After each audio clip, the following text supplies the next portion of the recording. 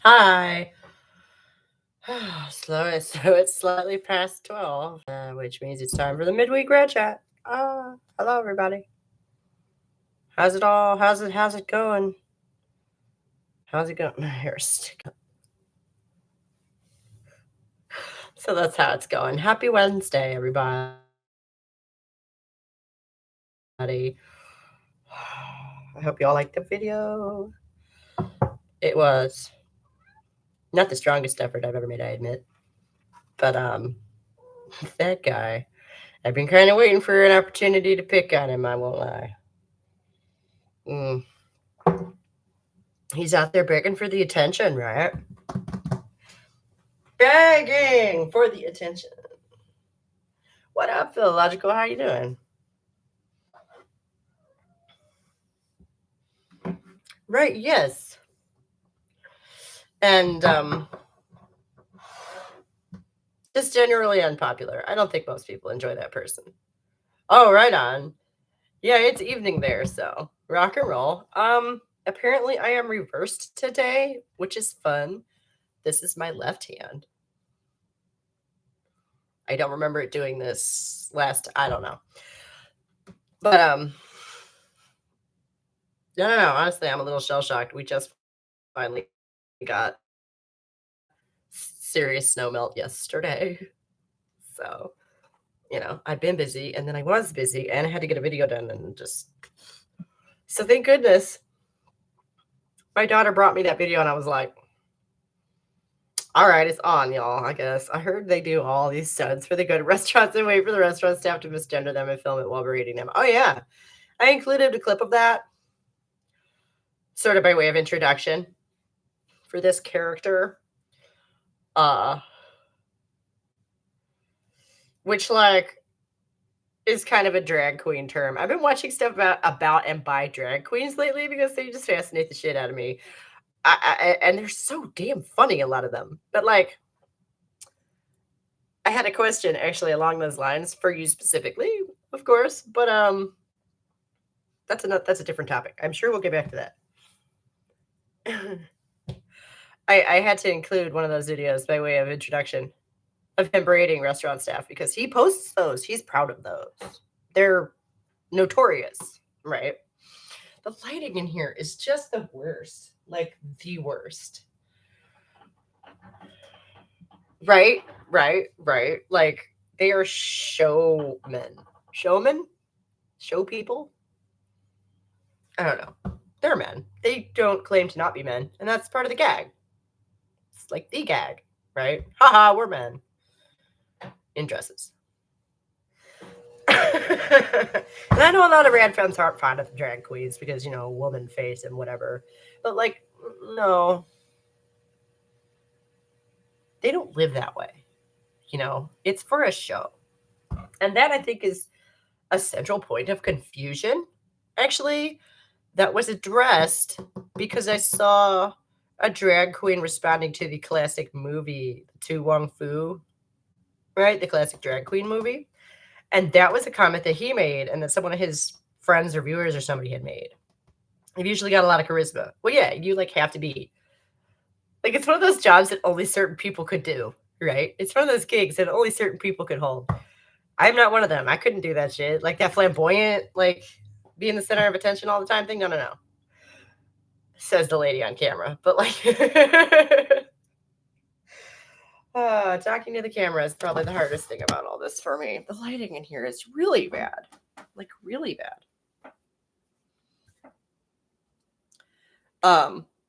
Yeah, but so what he was saying was, and somebody else had said this apparently, that them going across the country in drag like that makes no sense at all for drag queens, and that they look more like trans women, actually living in the drag, and when they're alone in their room talking amongst themselves, they're still in full drag. And I was like, I never really thought about it like that, but that's a good point. And that's really the difference, is that one of them admits they're playing a character. Right? At the end of the day, that's the core difference, I think. Oh, and thank you for the like. I don't know if that was you or yeah, like a drag outfit doesn't seem like the most practical thing to live in day to day. Right. And it is, kind of caricaturish, and that's part of the point. And like this guy was talking about how they each have their own look, and like a lot of times you will refer to a drag queen like by their signature thing before you learn their name. And that's, really important to them is to each have their own personal signature look, which you cannot accomplish without having some exaggerated stuff in there. It's a caricature. It's a stereotyped look. Work gave me a whole gallon of unsweet tea. The perks of being the Yank at work. Congratulations, honey. I'm so happy for you. Catch me eating with nuggets, McNuggets with those 4-inch acrylic nails. You know what? I've seen women do that. I don't know how they eat fries with those things. I can't. This is like as long as my nails have ever been in my life. Because they just sort of got thick as I aged, I think. I don't know. And the shoes, like, ask anybody. Those shoes are impractical for life, right? Ask our daughter. You've seen her acrylic claws. Right, yeah, I wasn't going to call her out, but yeah, exactly. I know somebody very personally who has long nails all the time. Drag queens are entertainers for adults, usually at nightclubs. Always have it. Right, yeah. I'm not going to sit here and argue over whether or not drag is for kids. Like, again, frankly, I think the guy I was watching said it best. He's like, it can be. Like, it's just dressing up. Is it traditionally? No, it's a nightclub thing. Like, have the slightest bit of nuance, right? I really appreciated that. And, I've heard this seen this mentioned many places that, like, when a drag queen is, and he said it really funny. He was like, when we're putting on our drag, we're not sitting there going, I hope the kids will like it.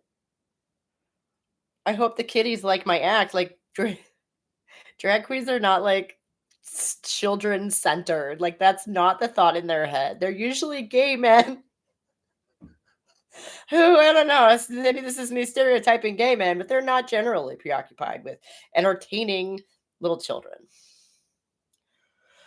Exactly. Like, there are versions of tango, which are really sexual, but we still had tango classes in school without it being weird.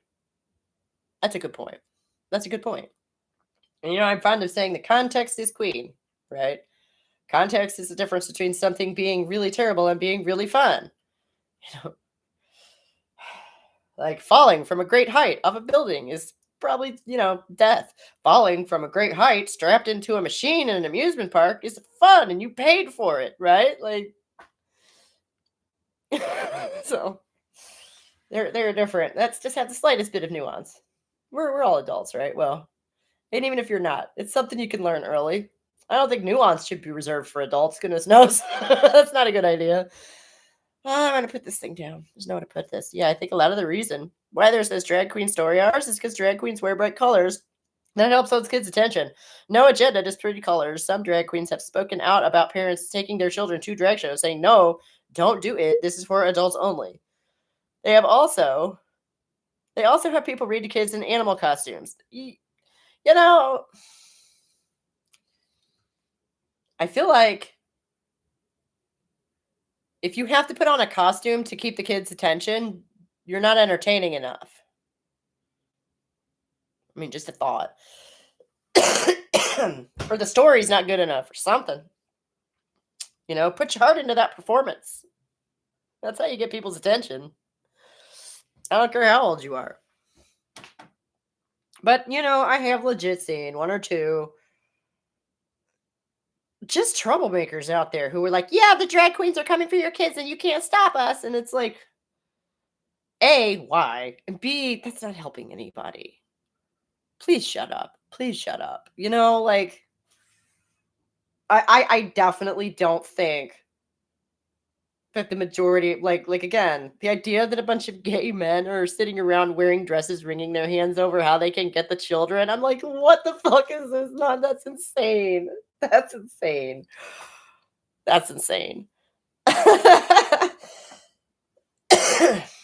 And yeah, I'm old enough to remember when, like, just the idea of a man in a dress was considered risque. right? It didn't matter what the dress looked like, did it? It was titillating. Oh my God, we're not wearing pants, essentially, right?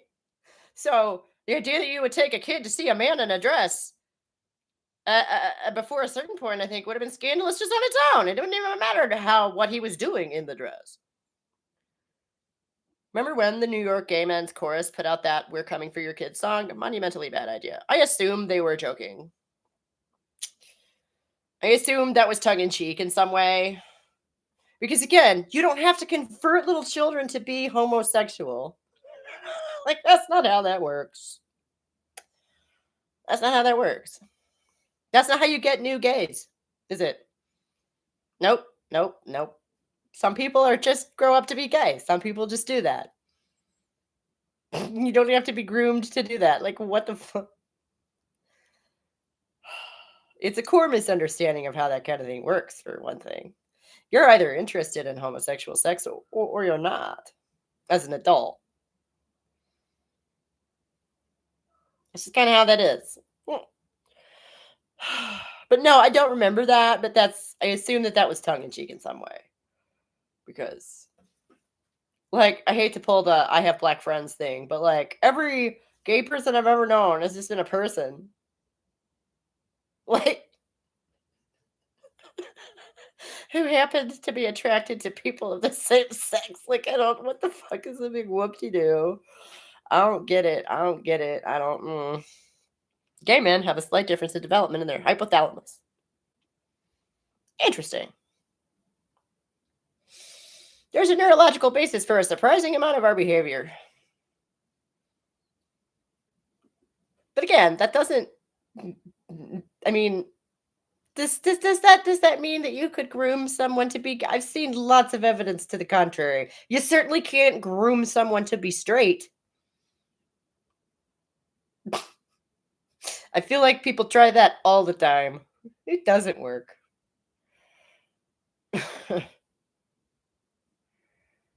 And as far as the hypothalamus, like a slight difference in development, isn't that like a deep brain structure? Like the hypothalamus is like deep down in there, isn't it? I've been reading a lot of neuroscience into a lot of big words lately, so I might be mistaken about that. But like, no, you cannot groom someone to be gay or transgender right now. Ha! I just tried to talk to you because I was typing in another Slack and everyone else is muted.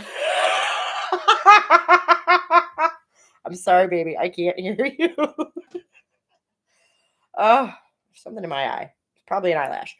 Um, no, but so like I'm wondering how they would measure the slight difference in the hypothalamus, like because from what I gather, it's still kind of hit or miss in the neurology. Okay, like they have the fMRI and they are just gunning it down that road, which is really interesting. It's really cool to watch people's brains at work, right? But they don't even necessarily know exactly what those lighting, why. So you assume that because there's a lot of blood in a certain area that area is being used, but like in what way and what set, like they recently had to update their entire seizure model because they happened upon a whole different, like a whole paradigm shift in like the structure of the brain. I disagree. I think you could totally coach somebody into being gay or trans. I mean, there was an entire show about that little boy. Oh my God.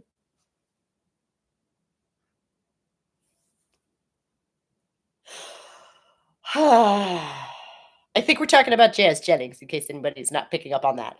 I wasn't going to fight. Yes, it's in the deep, primitive part of the brain. It's where your desire to mate is. With gay men, their brain is wired to find men desirable instead of women. Like, I feel like, I mean, ask any woman who has trouble climaxing. The arousal system is like a complicated neurological system, okay? I'm not saying that that's not true. I just question, and I have no agenda here. I don't see that it necessarily demonstrates anything one way or the other, whether or not that's true. I just question whether or not they can even measure something like that with any degree of reliability. I mean, where are we basing this hypothalamus? Is I'm going to go, that's part of the endocrine system, right? I mean, are they measuring hormones to say this? I don't really know, but I'm just wondering, how did they find that out?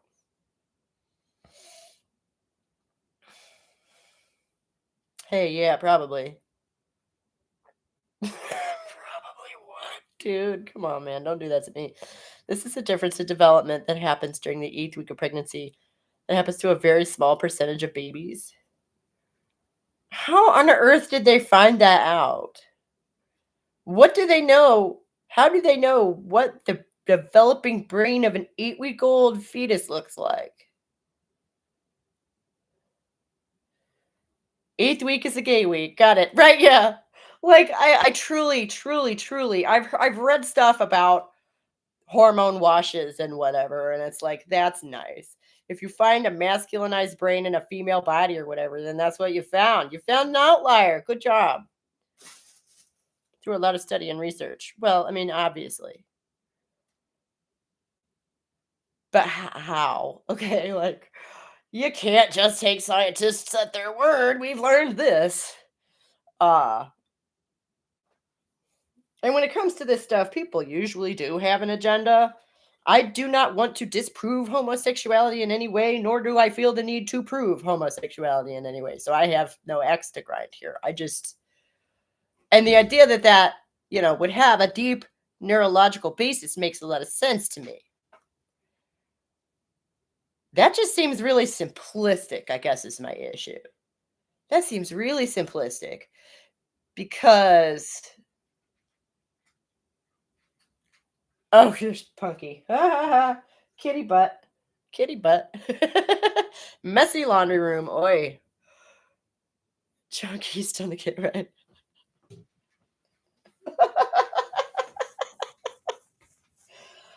Oh, I cleaned off the counter. I was going to put my stuff on because I'm a genius. Maybe I could do that. I could sit down and put you here. Maybe. Yeah, that works. That's not so terrible. Oh my God, Mad Mom, but I may be able to get a cat later this year. Oh, awesome. That's cool. What?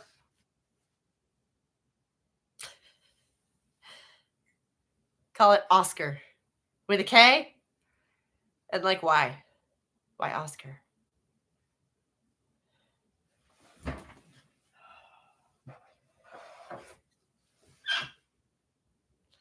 Um,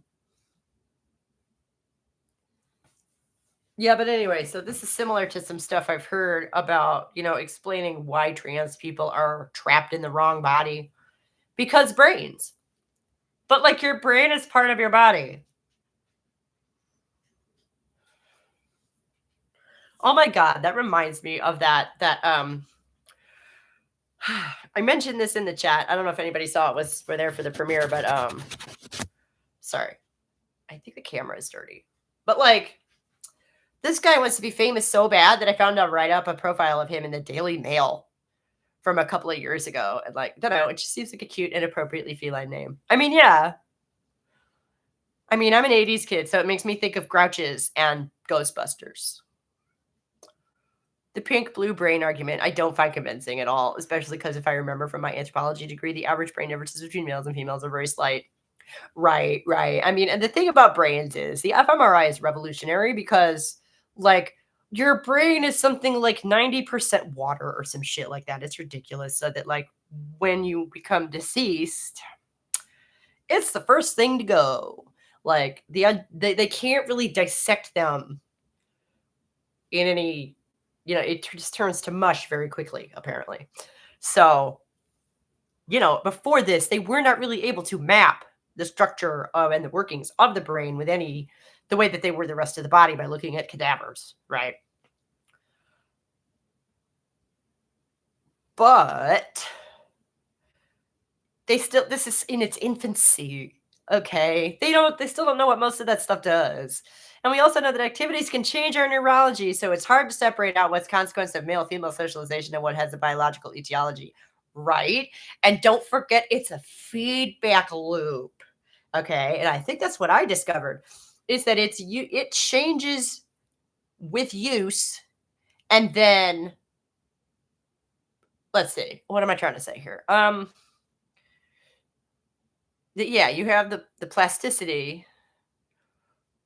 It's like playing a card game almost. If you want to think of the plasticity as like your strategy, like your flexibility, like you can make certain plays or not make certain plays or whatever. And then, but you do have a hand that you've been dealt. Like you are working with a certain tool set, if that makes sense. Uh, and so the thing is, you can, become really skilled with certain tools and really, really neglect others.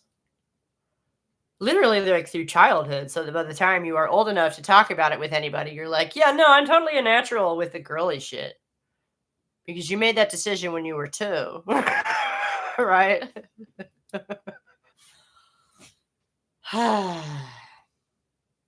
Or it was probably made for you. Mm-mm.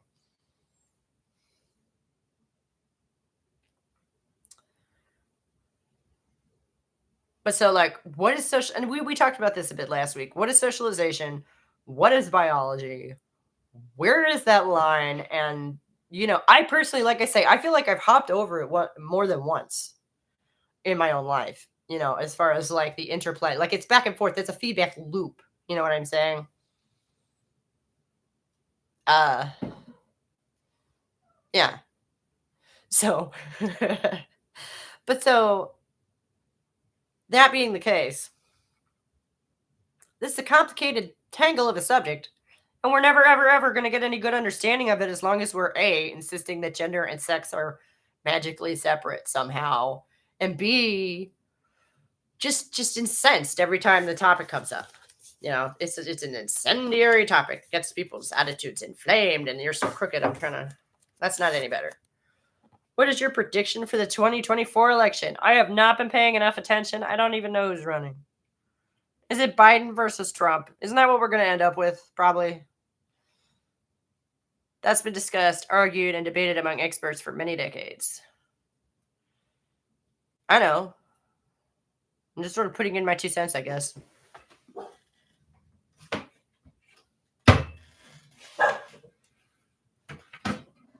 Our entire cabinet's beautiful.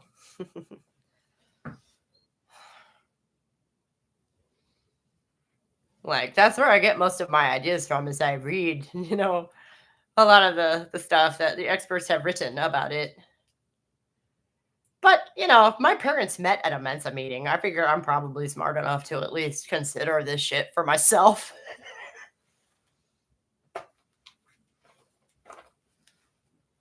And I know not everybody has that in their back pocket, that confidence, that ability to go, you know what? I think I might be pretty smart. I'm just going to take a look at this. Like, I know not everybody doesn't have that. I don't know. All the more reason, I guess. Hey, Bill. Sorry, I called you Phil last week. I was just typing in a hurry. I don't think it was an issue. I don't think that was an issue, truly. That's funny.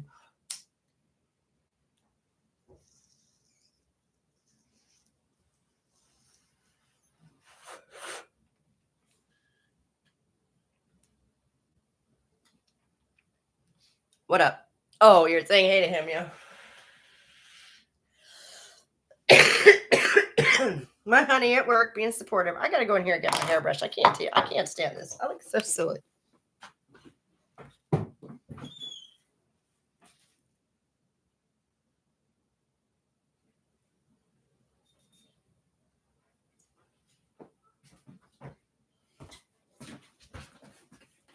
It's that hat, messes with me every time.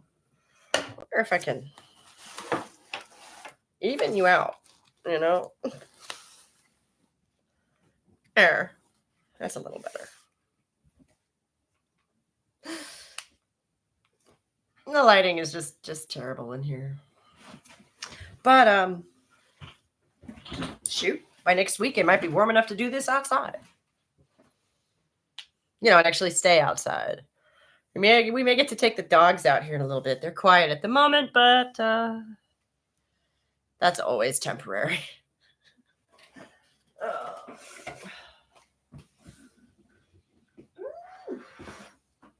yesterday. Last week I spent all the whole time standing in front of the cabinet. Ooh. Yeah, I hope she comes too. That would be nice. That would be good. I mean, I don't know. That supposed sounded very generic, but I meant it. So, um, speaking of wanting somebody's opinion on something. So what I was saying earlier about Tu Wong Fu, like, what do you think? What's your take on that? As far as them, like, essentially portraying trans women and not drag queens?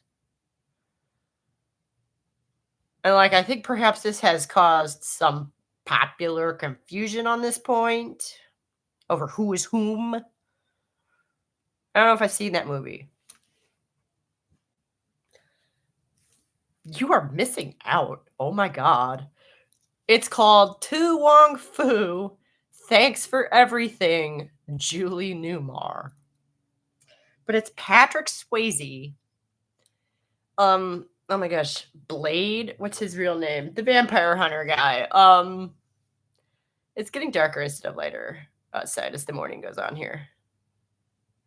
Where are you? That begs the question. I heard there were supposed to be storms rolling in, so Wesley Snipes. Thank you, honey. And John Leguizamo.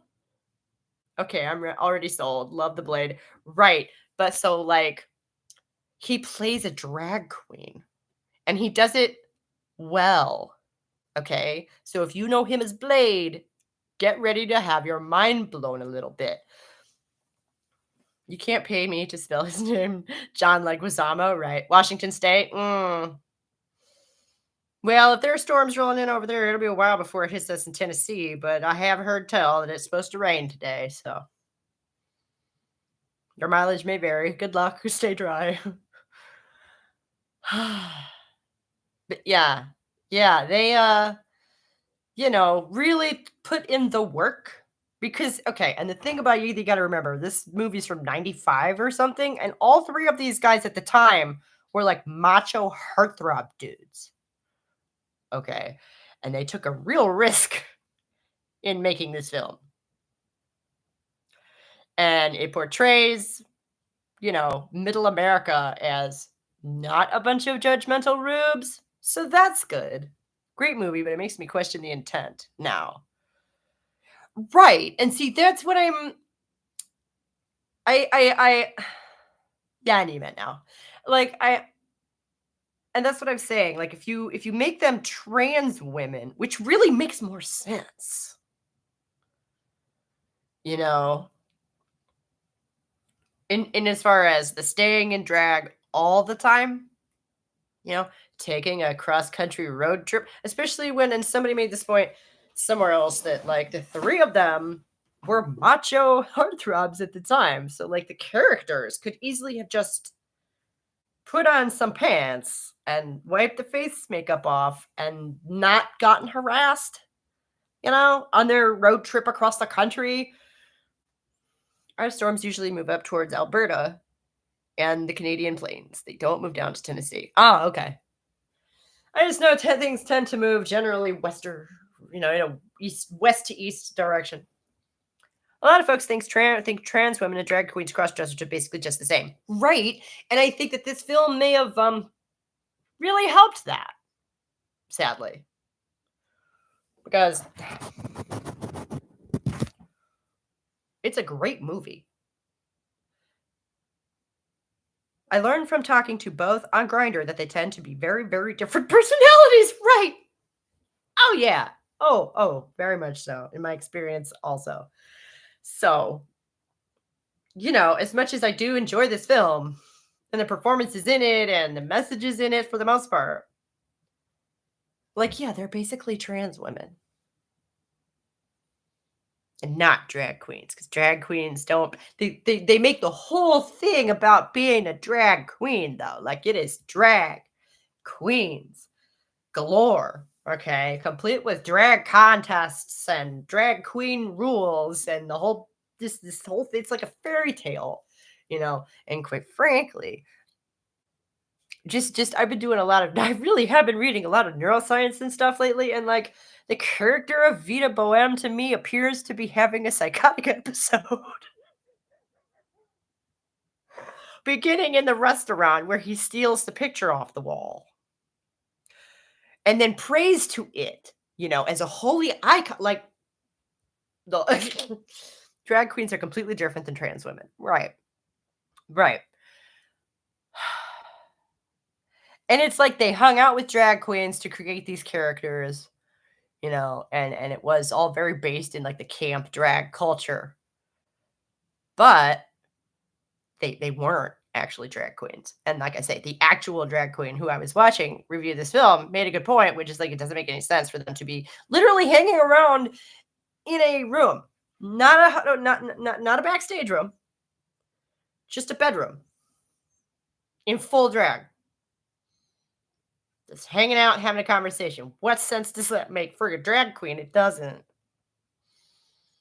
That stuff's not comfortable. Even women aren't comfortable in most of that stuff.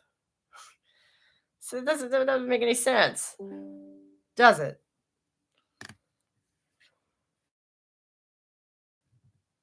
So they behave more like drag queens in the way that they act, in the way that they talk and everything. It was a movie. But the thing about that is, it's interesting to do cultural analysis based on the stories that we tell. You know, if Patrick was allowed to have hormone surgery and they weren't constantly misgendered, they would probably be alive today.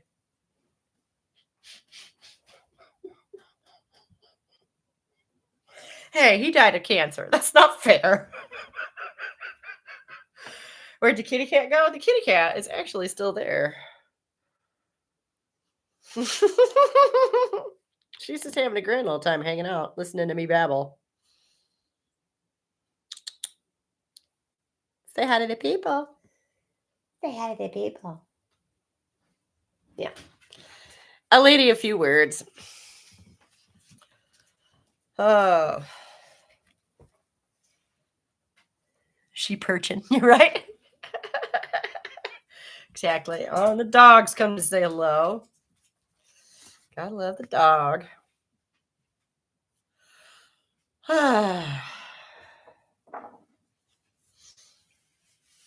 I mean, and, like, I know I'm looking really deep into this movie, but it was just like, I've seen it 100 times, and this never struck me.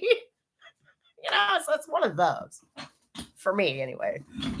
Of like, oh my god, I never noticed that. Like, you're just you get so caught up with these characters. You don't think to question necessarily why outside of the it's an absorbing film. What can I say? It's a good movie. But, like, I guess when you've seen something so many times, you start to sort of take it for granted and you don't analyze it so much.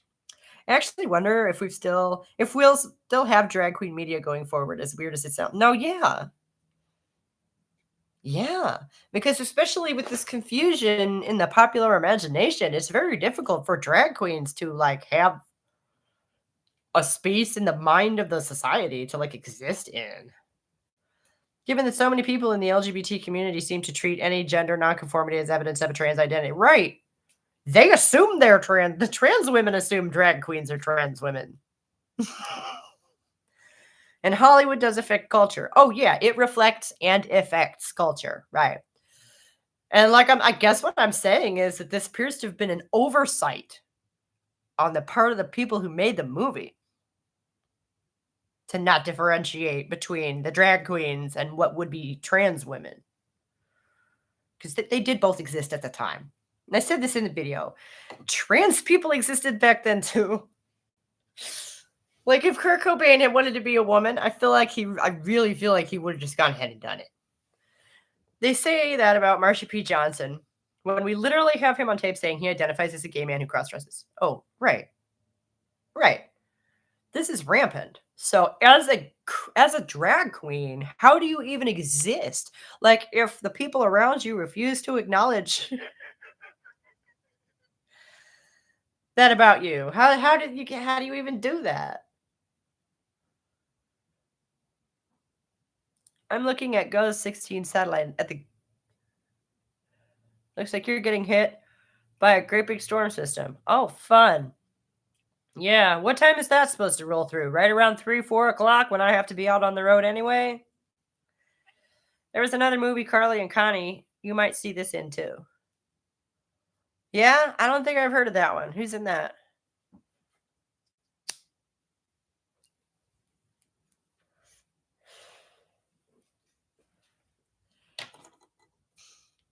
And the fact that this movie has existed for so long and like most people don't immediately spot this tells me this is a cultural blind spot, right?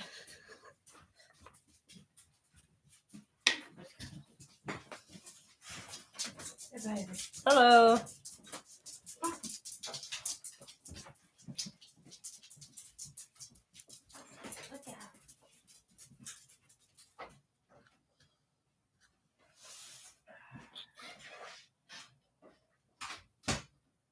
I guess we're not going to have to do that. My big fat Greek wedding chick. And see, there's a movie I enjoyed very much that did not, in my opinion, need a sequel.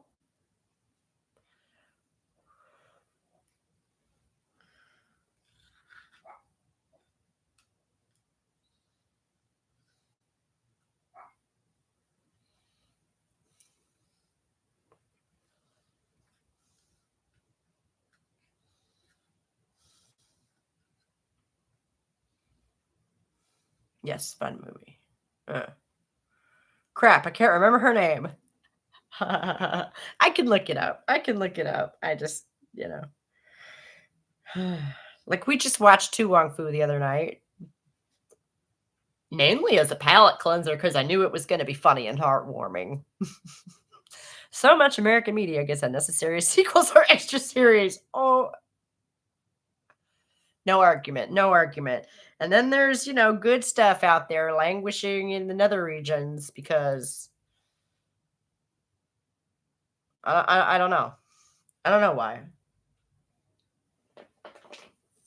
Probably, various reasons, but like, because, again, My Big Fat Greek Wedding was a good movie. It didn't need a sequel. It's a complete story. Why don't you go find some unfinished project out there to throw money at?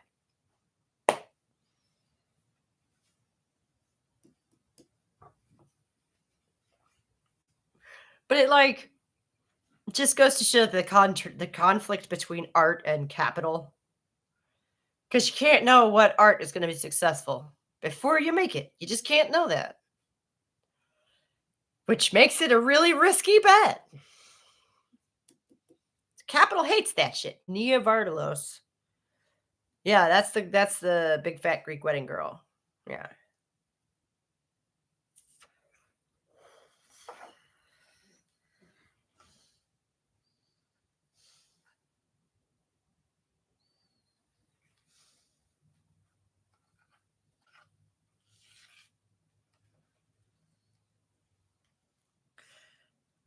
The British media is usually shorter. Something to do with labor laws here versus in the US. Really? That's funny. And they rarely go on longer than 3 to 4 seasons. Now, that's not true. Red Dwarf ran for like 8 years or some insane shit like that. They did some crazy shit on that show because I feel like the premise really just was not. Didn't have 8 seasons worth of stuff in it to begin with. Fleabag, as an example, ended exactly at the right, And you haven't seen that, but I want to. I've heard good things. I love how, like, we're essentially her inner monologue.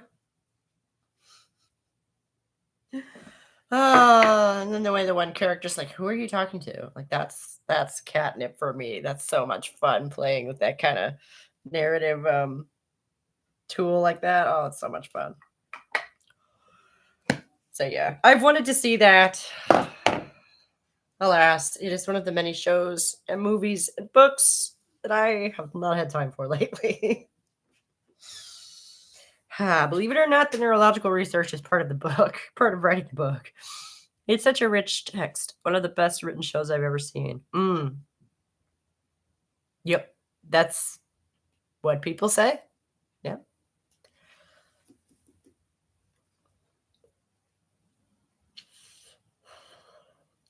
don't know. I saw somebody made a video recently, like a while back, complaining about how Phoebe Waller-Bridge is in everything, and I'm like, maybe that's because she's good. I don't know. Like, I don't know, but I've never written a whole television show and then started it. Right? It seems like that would take some skill. Much less have it be a good show. Yeah. So I figure she must be good at what she does. I don't know, but that's just my assessment. Literally, she's a genius, right? Like,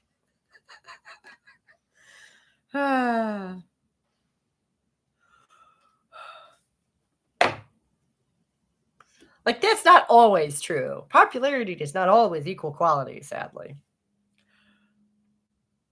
But you gotta at least ask the question. Especially when it comes to like, why does this person get so much work? I don't know. Maybe because they do good work. Duh. I was actually thinking that this morning, like the people who fixed our bathroom after the other contractors absolutely gutted it. I saw their van out this morning and like I've been seeing them around a lot, and I don't know if it's just because like we used them last year or something and now I've just noticed them, but like I was just like, I don't know, I kind of see them around a lot. They must be, it's like they're good or something, you know. Tennessee is one state I've never been to. I'm not from here. I'm not going to sit here and tell you, oh, you got to come see it. But I mean, it's not worth. I mean, it's worth saying. You know, it's definitely got a southern sort of sensibility about it. I've been to Washington State, but I've only been as far west as Spokane. So I don't know if that really counts because I was on the wrong side of the mountains.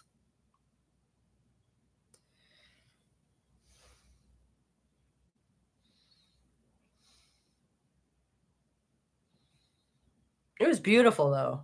Gorgeous, gorgeous out there. Spokane was beautiful. It was very quaint. Like downtown Spokane was so fucking quaint. I feel the same way about London. Well, I guess the thing there is like, I don't know. Is there stuff to see in London? I haven't heard. Like, come on. Spokane is at the western edge. Right, but there's like there's the Cascades between Spokane and like Seattle. Um, you know, the other mountains. I want to say they're called the Cascades. I don't know. I don't know. Because I'm an idiot from the Midwest and I was like, why don't we just drive out and see the coast? We got this far. And they were like, oh no, there's like a whole nother mountain range between here and there. You spent a week in London? See, I've never been to London. I've never been to England. I have to go though. I have to go. And it's so funny because we're, this close to monetizing the channel. And my web developer we have a meeting every week on Tuesday. And he was telling me yesterday that talking about what we're gonna do with any money that we ever get from this. Yeah, that's right. The Cascades run along Western Washington and Western. Yeah, right. So I have never been west of those. And he's like, yeah, obviously some of it's gonna go in your pocket, and we're gonna get you an office, and da da da da, and then you get to save up for your trip. I'm like, my trip? He's like, yeah, you have to go to see the place that you're writing about, right? I'm like, oh yeah, right. Oh, because that's such a pipe dream. I don't know when I'm gonna get to do that. It's a ways from London though. Like it would be peachy if like I knew somebody who could go over there and like, I don't know, get some literature for me or something. Like the actual paper pamphlets and whatever that they hand out when you're there, because I don't think they digitize all that stuff. But no, I need to go put my feet on the ground over there. Someday. Someday. I don't know.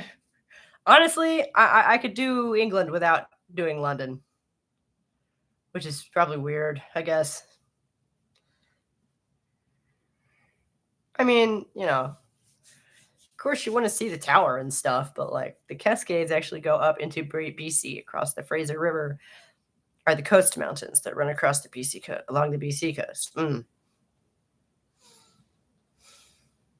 It's beautiful up there.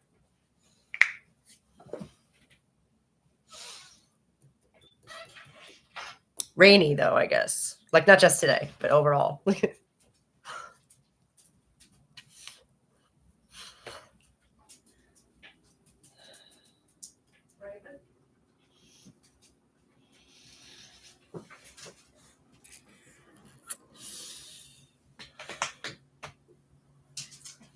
Yeah, so I gotta get to England one of these days.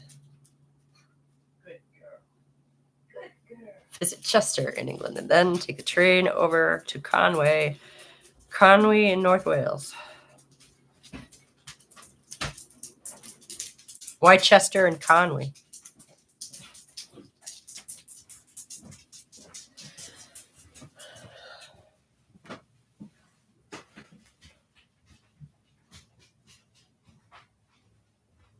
Yeah, no, I have to go to Northumberland.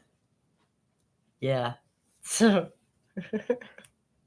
which like it's funny because like Jack was literally talking to somebody the other day. I don't remember where. He's like, "Oh, they live in England." I'm like, "Which part?" It won't be that one. Beautiful towns. Oh, cool, cool, cool. Yeah, no, I'd love to go to Wales too. Aside from the fact that it's gorgeous, a lot of my mom's family is from there. Both sides of my mom's family are Welsh, so I like to say that explains the loopy parts of my personality.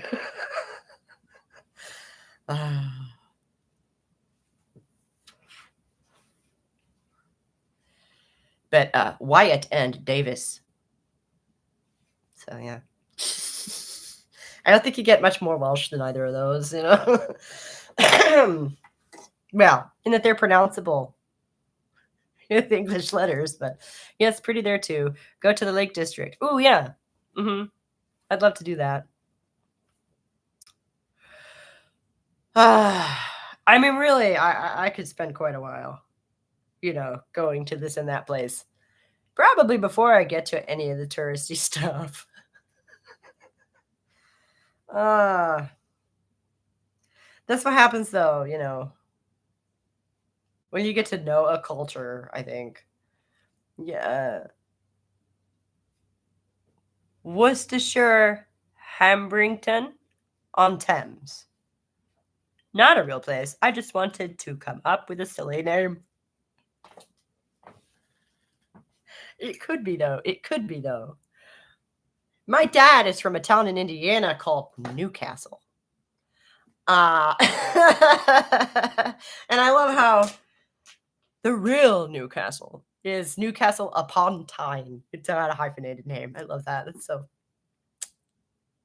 just you English. You're so cute. You're so cute with your hyphenated city names. It's so cute. Uh, Conway has a town crier who tells the news of the town every day at 12 noon. This is a tradition that goes back centuries. Well, I mean, yeah, they didn't institute that in 1964, did they? That's amazing. That's amazing. Because, of course, lest we forget, here in America, we don't have anything that goes back centuries. Nothing. None of it. None of it. Yeah, you've been to Newcastle? Okay, where I need to go is about, I want to say 30 to 45 minutes north of there. So, yeah.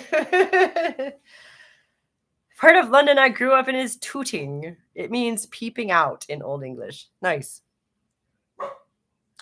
Yeah, that kind of fits with the modern usage, doesn't it? That's funny. Also visits York. Lots to see and do there. Like the city? Yeah. Okay. Ooh. Yeah. I was looking at something. I don't know. I've been doing so much research. I don't remember everything what I'm I've always wanted to visit the Bolton Strid in Yorkshire. Ooh, what's that? York is on my list for sure. I have heard it's a gorgeous city. From Washington State, London is a 9-hour flight. How the hell does that work? That's amazing. I haven't actually looked into how long the flight is because I don't care. Like, what's it gonna do? Stop me? Uh, I do know that the tickets are not cheap. They're not cheap. Uh, but like I could fly out of our nearest city into Newcastle. Just it's just nuts. Oh, and as a licensed American driver, I can apparently simply walk up to the rental counter and get a car and drive away in it, which shocked me, let me say. I was expecting to at least need to take a test or something, but apparently not. It's nonstop. It goes along the north edge of Hudson Bay. It's regarded as one of, if not the most dangerous stretch of river in the world. Ah, okay. Interesting. Is Newcastle where you want to go? Well, we have to go to the castle, which is Newcastle is the nearest city. Um, it's also a B&B, being out in the middle of nowhere. That's convenient as fuck, right? Like, I don't have to worry about where we're going to be staying. So I would not want to try driving on the wrong side of the road. I'm gonna. You know, people do. People do it. People have done it. You know. I was kind of nervous about the possibility of having to hire somebody. So, I mean, really, it's kind of a relief for me. I mean, I don't know. I drive all the time. It cannot be that different. It just can't be. Actually, and I already know how to drive stick. So, if that's still a thing, that's not going to stop me either. I hear that in Europe, they have a lot more manual transmission automobiles, and that's not going to stop me. So, yeah, no, basically, I need to go through Newcastle, I think. Because they do have an airport there. They have an international airport there. And it just makes so much more sense than flying into London and driving all the way up the country, right? Like that doesn't make any damn sense.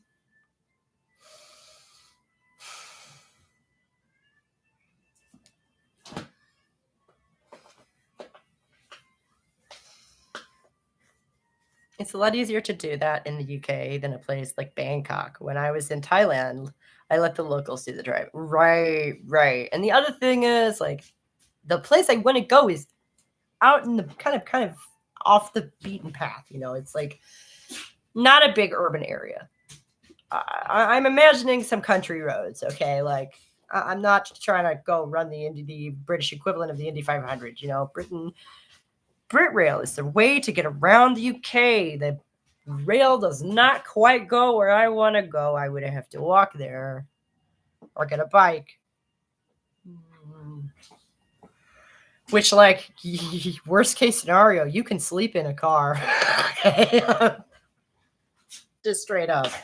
You know, it won't get rained on if it's raining, you know. Oh, I gotta ride the trains though. I do need to ride the trains though. That does sound fun. Yeah.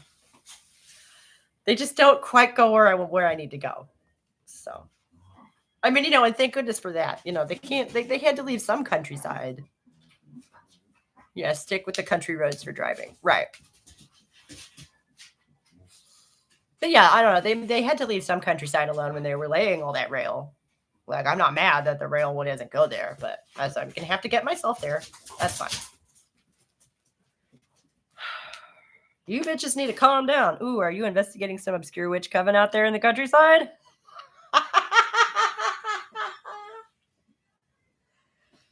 Yeah, pretty much. Pretty much.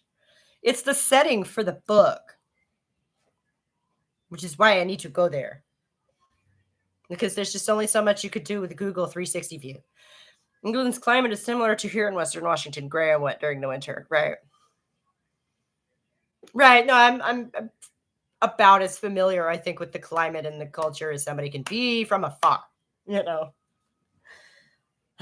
In that regard, my research has been long and varied. Excuse me. You bitches need to calm down. Leave the cat alone. Get off the bed. Oh my God. Get it. Come on, get out of there. Stay out of my room.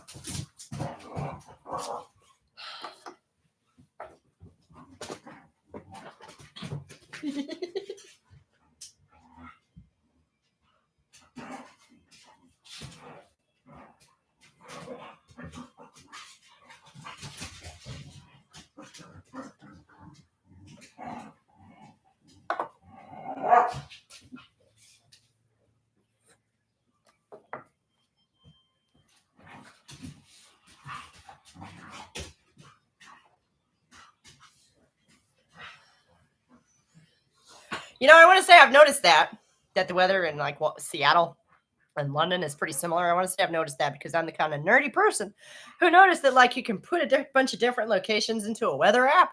And I was like, a hot damn, that means I can see exactly what it's like in wherever right now. Like, then you just put in half a dozen of them because you're curious one day, and then they're all in there. So you just kind of flip back and forth. So you're like, huh, some interesting stuff,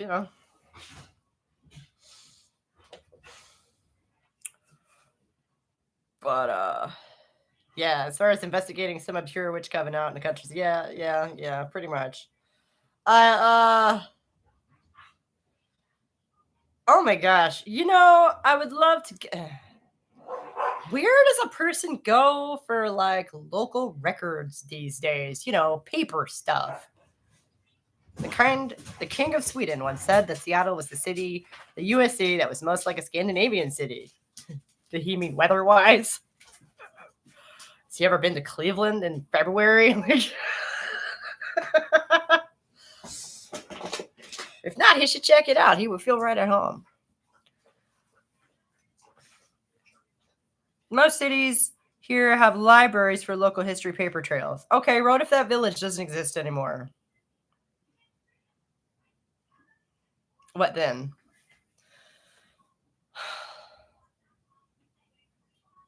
Woolton still exists. Ooh, right. See, renting a lock boat always sounded fun to me. What's a lock boat?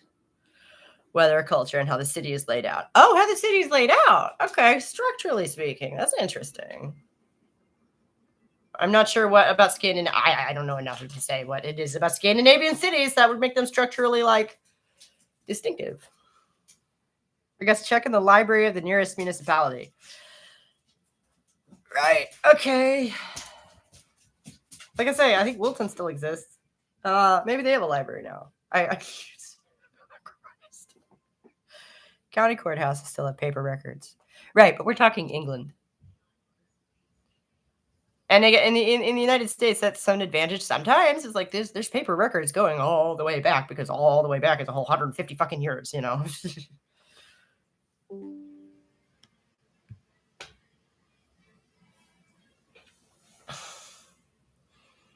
Because really, I mean, if I'm going to be on the ground, I can't just spend the whole time walking around being like, ooh, old stuff.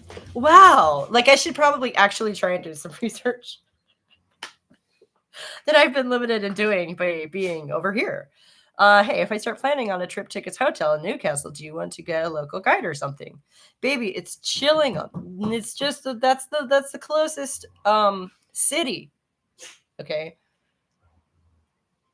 I hate to be that I love that. I love that. Yes, but not Newcastle is lovely.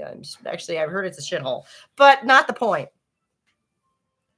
Ooh, old stuff. Wow. I spend all my holidays, no shame in it. Right, yeah, but this is going to be, possibly a once-in-a-lifetime trip for me. Certainly it'll be a once-in-a-lifetime, and it'll be the first time I've been anywhere but Canada. Wherever. Yeah, very big. Yeah, do we want a local guide? Yeah, sure. It's all beans and toast, right? Like, this place has various packages. Like, you can get a ghost hunting package, and they'll take you on a ghost tour at night. Like, there is all kinds of stuff to do over there. Here in Washington State, 150 years ago is a very long time ago. Ancient history. We're much newer here than back east. Right. Yeah, again, I'm Midwestern. But yeah, in the Midwest, 150 is about as far back as you go. And before that, it was Indians. And no one gives a fuck about them, right? Don't get me started. But yeah, it's going to be a unique opportunity for me to do some research that I have been limited in doing because I can only get what's been digitized, which is a surprising amount, but still. I would be remiss if I didn't try and, dig into some pile of papers somewhere and see if I can't find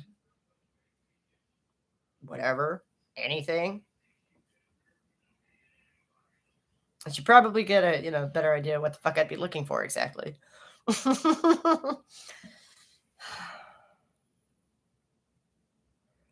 don't know. I don't know. The whole thing started really because I can't find any records at all. BC has the most spectacular natural scenery in all of Canada. Probably. I was in Quebec, who has the most spectacular foreign language speakers of anywhere in Canada. We went on a school trip with French class. So, what's the name of this place? Chillingham. It's a castle. Yeah. I love enigmatic small towns like this. Oh yeah, it was Chillingham Village, but it looks like that's all gone now. So that's fun.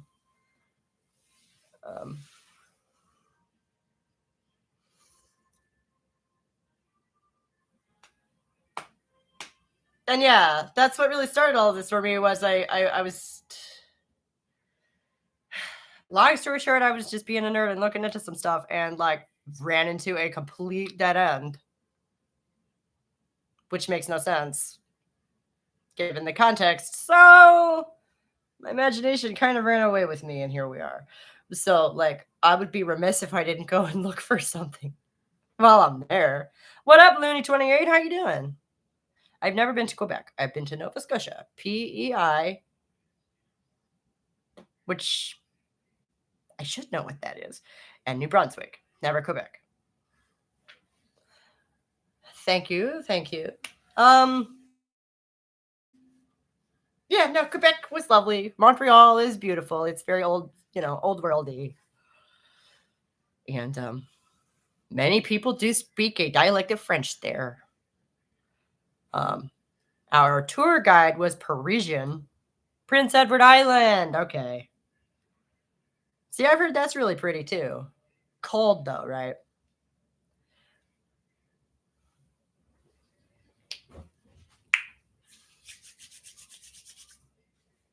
Yeah, like I have been I need to go to this place and basically to finish up the research for my book. To say nothing of, I mean, when you've been looking into something for 2 years, like what kind of records you seeking? Type other stuff or other general things. Sorry, lol. I'm a newbie follower new to the rad movement of the PNW. Pacific Northwest. I'm in Arizona, right?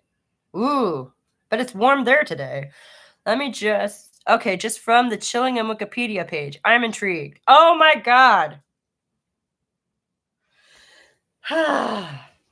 The Wikipedia page is okay. What kind of records am I seeking? I am, let's see, long story short, a feminist work of fiction, historical fiction, which is set in this place that I've never been to. So I have to go there,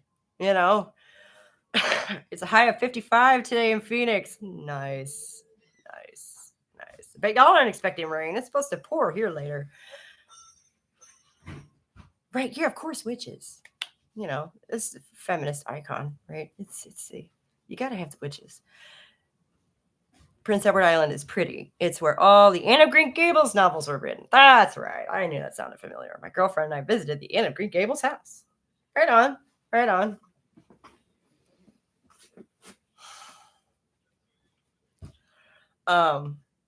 But yeah, so it all started, and I think you just missed this whole little explanation. But so a bit of background, this whole book thing started a couple of years ago when I was just being a nerd and, poking around this haunted castle, basically, in its history and whatever, and ran into this brick wall where there shouldn't be one. And my imagination absolutely ran away with me. And I still have yet to find anything on this point. So, yeah, I mean, I would be remiss to like actually go there and have my feet on the ground and not try and find some cache of papers that I got because I'm limited in my research to what has been digitized, you know. So, some boring stack of records from the 19th century is maybe not going to have been digitized, but it might be really interesting to me. So, yes, Phoenix weather is the opposite of what we have up here, right? When you fly down there, it's mind-boggling how different a world it is. Yeah, right. Ooh, haunted castle. I love these types of curiosities. Maybe they're hiding something interesting. Right, right, right. And like, so we got ghosts, we got witches, and like everybody loves old castles, whether they're haunted or not. Right. So it's a beautiful place. And it's sort of a character in the story on its own, you know almost in the way the Stanley Hotel is a character in its own right in the book The Shining, not the movie, except for like not evil. Like imagine the Stanley Hotel, but not evil, like sort of. Yeah, it's ah hard to explain. They have a ghost story tour in York. Oh, I'm sure. York is absolutely steeped in history, right? The Yorks were one of the two families involved in the Wars of the Roses, right? Like there's a lot there. Oh, and I've heard it's a beautiful place. I remember who said that. It was Galatea who said that. I want to say she's from there. How much she loves it and how beautiful it is. Sounds like it'll be a cool read. Well, I hope so. I'm in the process of finishing up the third. It's a series of 3 books, and I'm in the process of finishing up writing the third one right now. Haven't been to the Stanley Hotel. Never been to Colorado for that matter. I think this is the Stanley Hotel, its real name. Oh, yeah. In the book, it's called the Overlook. Sorry.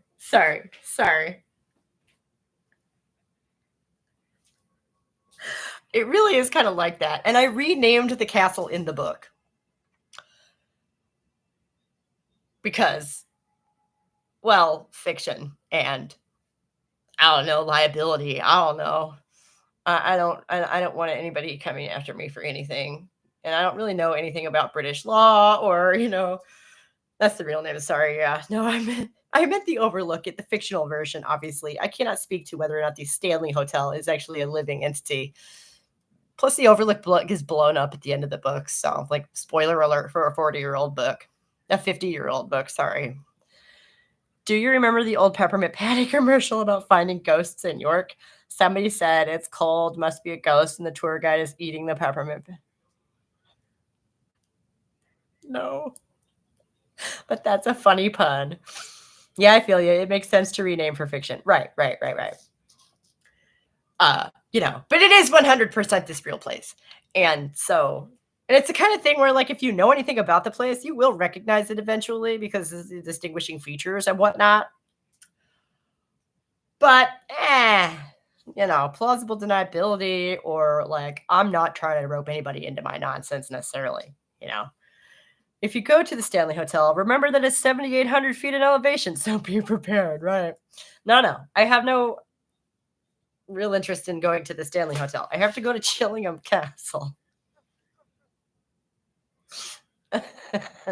which is much lower elevation than that. It is fairly close to the sea. I mean, it's England, so of course. I can't believe I just fucking said that. I just compared something that's in the Rocky Mountains to England and said that it was close to the sea. Yeah, by half a continent. What is wrong with me? I'm sorry. I'm sorry. I'm clearly having a it's just hitting me what it is like. I haven't thought about this aspect of the project in a while.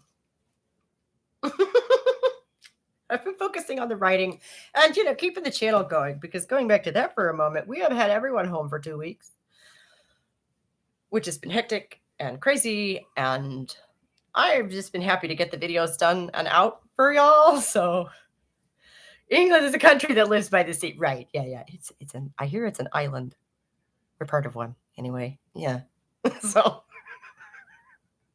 that was maybe one of the dumbest things I've ever said. So of course, I am broadcasting live to the internet. Oh, mwah, like wow. Okay.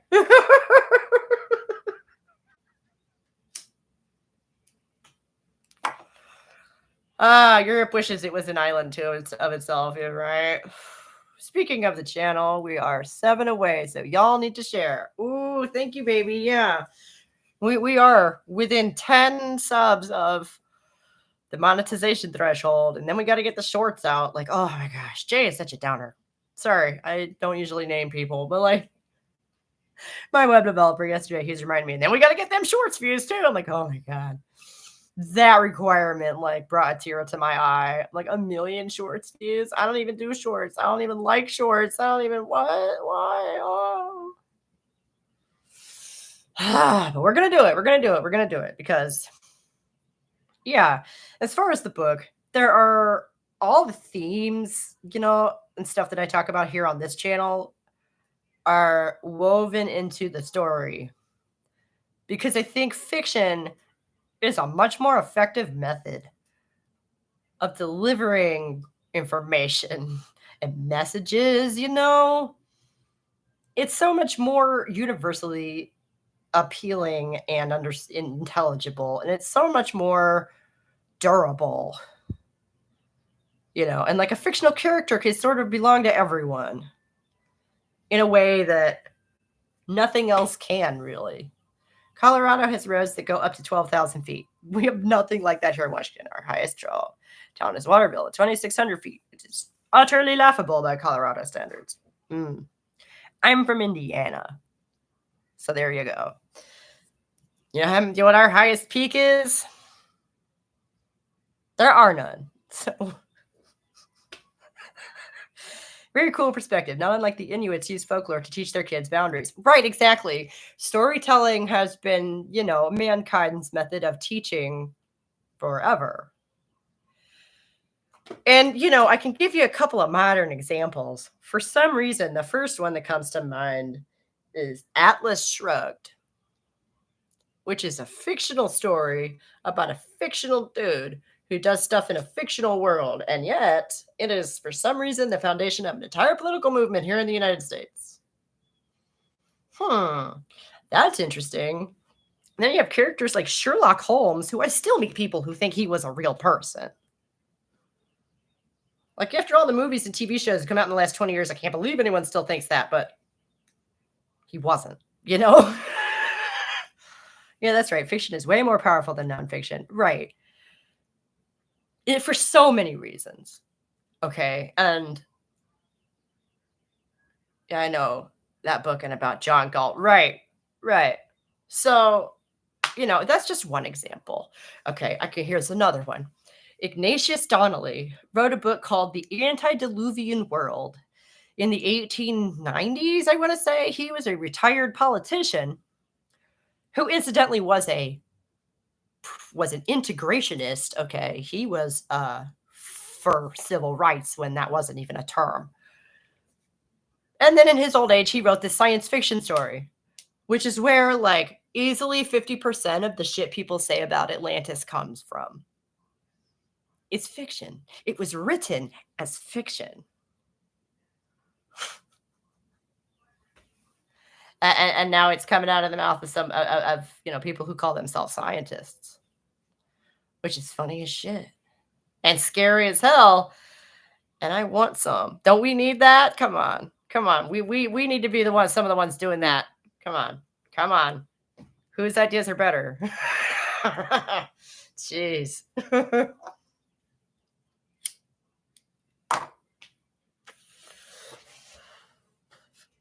I've been to Indiana. Yes, it's very flat. No mountains, no glaciers there. Not anymore. Not anymore. Here in Washington State, we have about 3/4 of all the glaciers in the 48 states. What about Alaska? Isn't Alaska one big glacier? Does it only count as one? Is that what that is? So do you have any fictional stories you love to share with kids, older kids especially? You know, when it comes to the kids, we tend to stick to nonfiction, the older kids, because that's such a rich time of learning, you know. Uh, and as far as younger kids, well, all that stuff is educational, isn't it? Like overtly. Lately, we're getting to know Dog Man and Cat Man. I don't know. Yeah, no, actually, this is kind of the part where I get to awkwardly say that. Oh well, obviously, my husband is into Tolkien, and he is really the fictional person in our family. But he's not fictional. He's into fiction. There I go again, Miss Malaprop over here. Yes, Alaska has much larger glaciers than down here. The Malaspina Glacier is a Piedmont glacier. It's huge. I don't know, not even a concept for like what that massive chunk of ice, like the size of like a city, right? um, but yeah, I mean, they're versed in like Tolkien, obviously. And oh my God, our oldest was obsessed with Harry Potter. Yeah, true. Older kids want to learn truth more objectively. Right, right, right. And I actually think that it's, maybe not the healthiest thing for older kids to be super into fiction because they're supposed to be making their forays out into the world at that age. The real one. So I think that can set you on a funny path.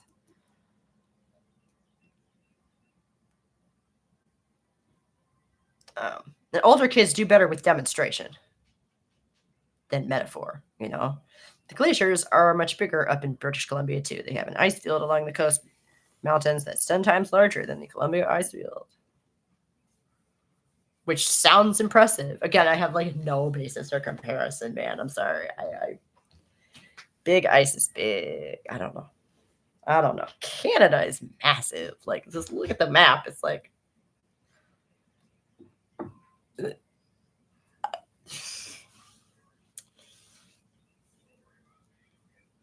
so, the idea that they have massive ice fields there, plausible. My mom read and enjoyed the Harry Potter books. Yeah, no, I have like no problems with Harry Potter, but our oldest got kind of crazy with it. And this was before all the J.K. Rowling stuff, so that's funny. I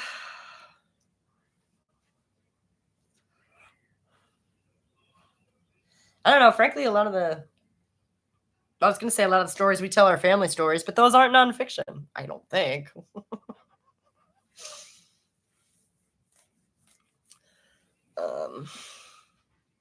Yeah, I don't have an age range in mind necessarily for my book, and I've had some awkwardness with that because it's like literally an entire life story, okay, which is why it's a series of 3 because it's a little long. And but so at the beginning of the first book, we start out with a small child as the main character, and so people have looked at the first couple of chapters and asked me if it was for children, and I'm like, no, though, no. Here in Washington State, Rainier is the most glaciated mountain in the 48 states. Right on. I'm seeking info for my kiddo. She loves fiction and also nonfiction, but fictional ways to convey a perspective like 1984 would be helpful. I hate fiction personally, but I'm trying to be more flexible. Yeah, see, I don't hate fiction. I really love it too much. You know what I'm saying? Like, I could have been that kid who was totally immersed in whatever. But I saw that tendency in myself to like get completely distracted by like basically random shit. And wanted to not do that. J.K. Rowling had to rewrite the first chapter of her book 15 times. Wow. No, I mean, I don't know how many times I rewrote the first chapter. And then I added something onto the beginning of it. So the first chapter is not even the first chapter anymore. So, the creative process is what it is. And like, that's not the agonizing part for me at all. That's the fun part. No, the agonizing, like I can't, what am I going to do? Go back and rewrite the beginning so she doesn't begin life as a small child? No, like, but by the end of the first book, the character is an adult. And in the second book, adult things happen, of various kinds. Like the series itself is not for children. It's not for children, but it's the kind of thing like it is set in Victorian England. And I'm not going to say that the language like reflects that as if to say like, I'm not here to give you all a Victorian vocabulary lesson. However, it's not like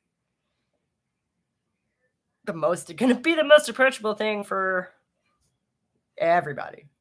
That sounds stupid because that's exactly how I wrote it. Like I deliberately misused the language a little bit here and there because I'm trying to make it intelligible.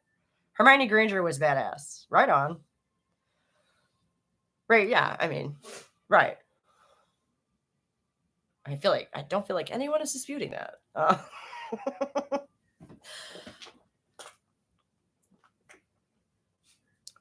Yeah, but so I know I had a few fiction books that I loved as a kid. I don't know that anyone will ever have heard of any of them. But yeah, I pretty much, after middle school, I really didn't read fiction for the longest time, which, so here I am writing this big fiction story. But I've done a lot of writing. I have a blog still. Somebody stumbled upon it the other day, and I guess I really enjoyed it. So it's awesome. That's still always good to know. It's kind of languishing right now. I haven't published anything there for a while because I've been busy with this and that, and everything else. But like on the one hand, I feel kind of like, a rookie, like, well, who are you coming here with all this fiction thinking anybody should give a shit? On the other hand, I know I'm not rewriting something popular from the last 20 years because I haven't read any of them. Not a single one. So I know I'm not doing that. So that's cool, right? Like,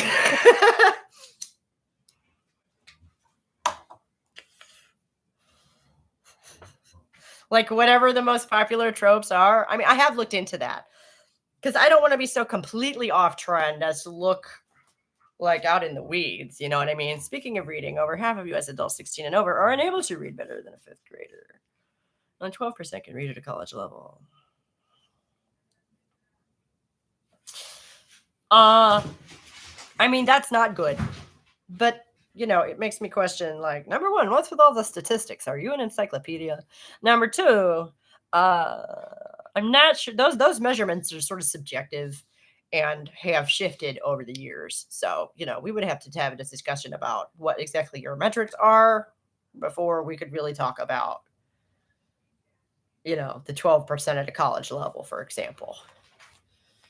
Because what used to pass for college, what used to be a college, like I remember, I was in the school system when they were lowering these standards. Okay, like I remember some of this.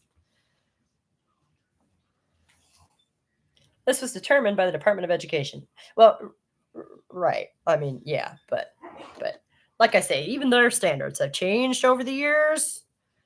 And I remember this because, I was in school when we had the big standardized tests and shit, and like their funding was dependent on you passing that state test. So it was the talk of the town. And so then when they changed the regulations governing this test, that was also the talk of the town.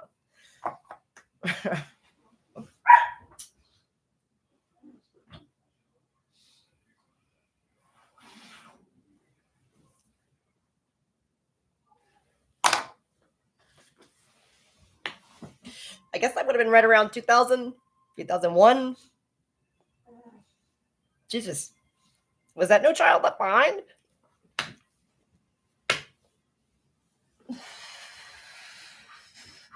I don't know. Ah, Bush.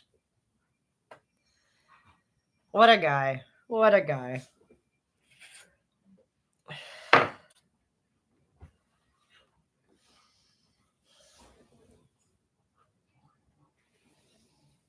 I tell you, he's the one who got me politically motivated in the first fucking place by being such a jackass. So.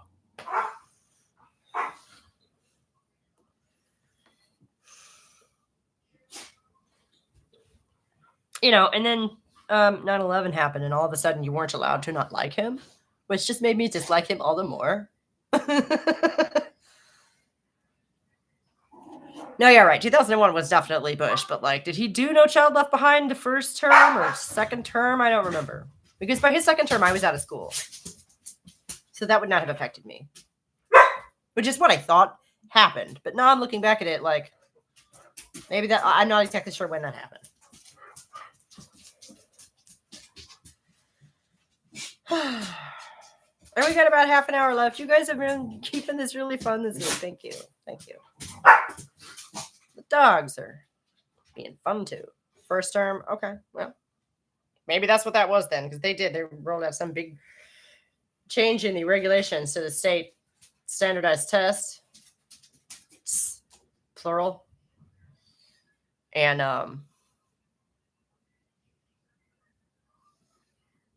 yeah, and I remember that they told us it was all great. No, I know. No, yeah.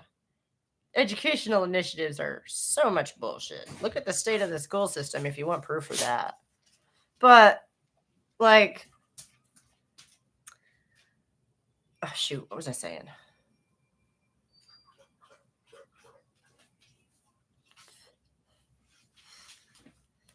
I don't know, I lost it. I'm hungry. Where's my coffee?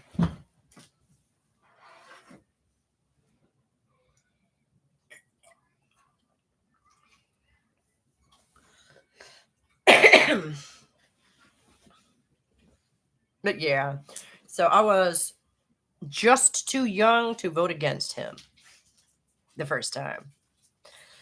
Yes, they've been bullshit for many decades, going back to the 1950s. Oh, yeah. Yeah, what a joke. Mm-hmm. Oh, my God, it's worse than a joke. It's like a prank. Because the outcomes are so bad.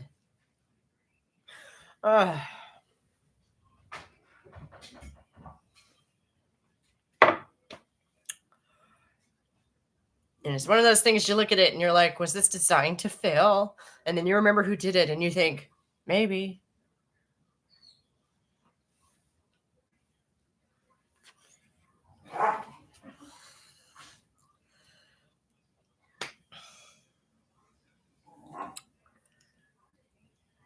And I really don't like how anyone who suspects an ulterior motive on the part of someone in authority is called a conspiracy theorist, right? But human beings have ulterior motives all the time. To suggest that someone with extra authority doesn't is beyond naive. It is stupid. That is so stupid. The question is, what are they?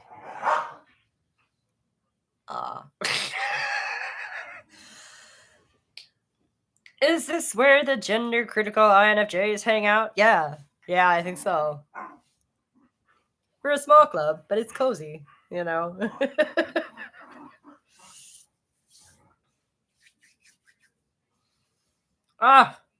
then somebody distracted me with something interesting and I forgot what I said. What's true?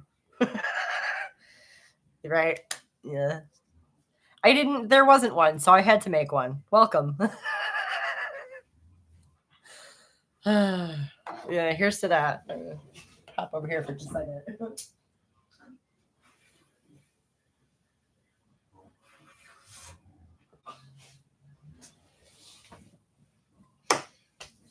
We only have about another half an hour right now. I do have to keep it tight because I gotta pick him up at 3 and pizzas on Friday. That's a lie. We have pizzas on Tuesday because I'm busy making a video. I did that yesterday. I was just like, well, I keep making dinner and doing this at the same time, or not. America. Illicit activity. No, no, no, no. It's tobacco. Just smoking my tobacco here. Video days feast today, right? Yeah. Exactly. Because I don't know. Like convincing myself to sit down and talk to the camera and just film the damn thing is like the hardest part. For some reason. I don't know why. But then I have to edit the damn thing, which takes so much longer. If I know anything about us, we'll have pizza again too. Oh yeah. Oh yeah. Quite possibly, on Friday. That's very plausible. Literally the only cigarette on YouTube. Is that true? That hadn't even occurred to me. I'm not going to get in some kind of trouble for like censoring me or something. I mean, like, I'm not the only person who tends to film outside. Uh,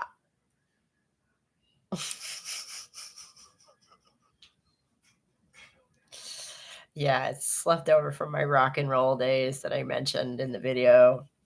Which, like, real quick before we go, what did everybody think of that video? That one was sort of off the cuff. I didn't make any notes for that because I didn't feel like I needed to. Thank you. Yeah, I hope so. I hope we're not going to get in trouble for the legal substance, like on camera. I feel like that would not be fair. Only one I've seen. Tubers vape. Yeah. Yeah. Notes are overrated. Man, look at all those nice, clean dishes in the background. Yeah, right?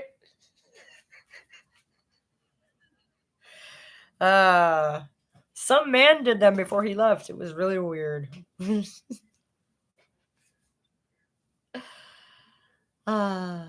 Anyway, so here we go.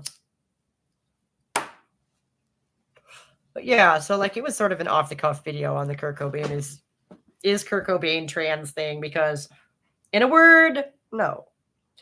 I was telling you last night I really liked that video. Great ratio of you to them. Funny but direct comments. Yeah. Like I say, I do try to keep it light because like we could get pretty heated about some of this stuff because it's so stupid. But it is so stupid. Most of the time. I really try to keep it light and try to giggle at them like they deserve. Mock them like they do deserve. Because most of them are just so eminently mockable, And I had been waiting for a chance to take that take on this guy. Because, he's fairly notorious for his aggravating waiters videos. But yeah, I mean, usually I try to keep the ratio of me and the person I'm responding to closer to 50-50. Just because, I mean, I sort of want to let the other person say their piece. Maybe that is naively even-handed of me. But yeah, what nonsense. Kurt was trans. Said by someone who says don't assume genders. Ultimately annoying. Yeah, right? I didn't even think of that. Like, oh my God. There it is in a nutshell. Mwah. Good night, everybody. There was the whole video in a sentence. This always happens. I make all this commentary and then somebody comes along and summarizes it so succinctly, and I'm like, well, damn, why did I even make all that? Yes, Lily saying that Kurt Cobain was trans is utterly ridiculous. Right. And just, low-hanging fruit, No, do like 80-20 or maybe 70-30. His banana split video was yikes. Oh, I don't think I saw that one. No, it was great. The banana split video?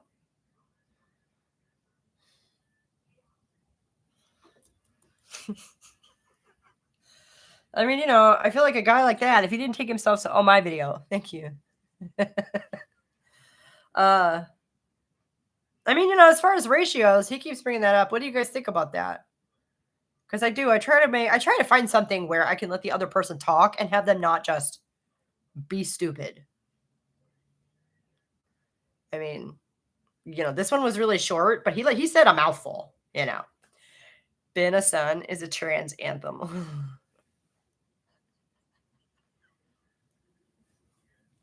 You know what? And I said this to my daughter last night. I have this pet theory that this guy, Lily, really loves Nirvana. Like really loves him some Nirvana, right?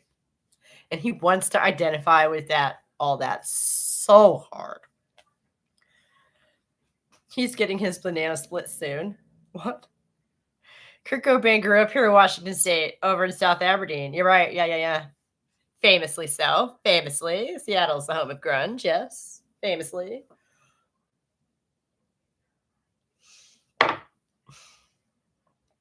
She should have been a son, is the chorus. So, but wait, if he's a trans woman, I mean, I don't know.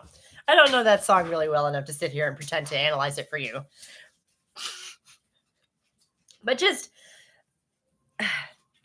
one thing I have noticed about Kurt Cobain's lyrics is that they are achingly sarcastic. Like, I don't know if I could take any of them at face value based on what I have heard, which is more than a little. Like, I own that album, whatever the fuck it's called, the one with the baby on it. I own it. I love it. I've listened to it many times. He's a sarcastic fuck. Okay. He lived across the Chehalis River from downtown Aberdeen, up in the hills. Was he a rich kid? I really don't know that much about him.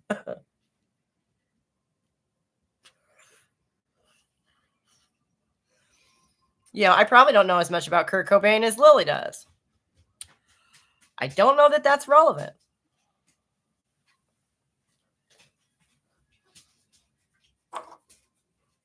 I'm not sitting here claiming to be a Kurt Cobain expert. I do know a little something about rock and roll, though. And like I was saying, the number of rock musicians that we could play this game with is endless, because that's what they do. I think it came from a middle to upper class family background. I mean, that's the kind of thing I could look up if I really wanted to know, right? I mean, on the other hand, he got to learn to play the guitar as a teenager, so that tells you something. So did I, for that matter. I'm not like, it tells you something. It doesn't tell you a whole lot. It tells you something. Who knows what that area was like 40 years ago? I don't know.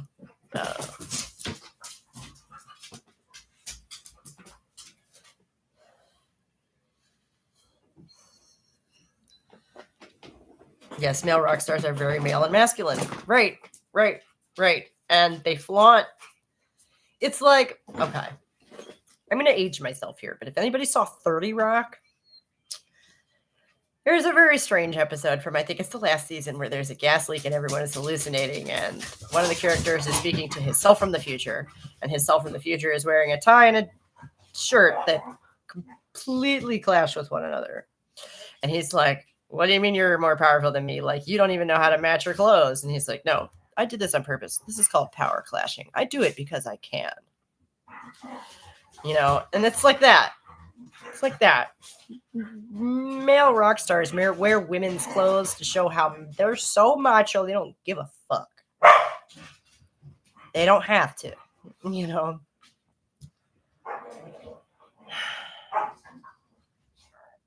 I truly, they can gender bend and do all the quirky shit because they are completely secure in themselves. That's the whole thing. Grays Harbor was where the lumber mills were. Lumber was the foundation for the economy here. Well, yeah, because apparently, from what I understand, initially, aside from the Indians, mainly what you had out there was trees. Yeah. And ice, apparently.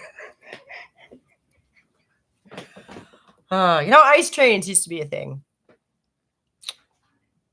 You would mine that shit and ship it in a frozen car all the way, to cities and stuff. To people to put in their, ice boxes. They weren't refrigerators, but you know what I'm saying. It's wild to think about that shit, right? Because now I literally have a machine over in the corner that makes ice whenever I want.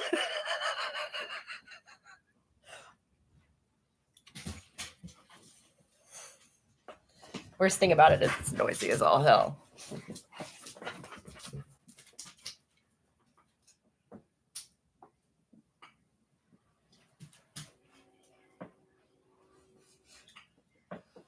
Dog face. Dog face. Yeah, a lot of men who wear women's dresses are very masculine and macho. They don't care what people think about them. And that's the whole point.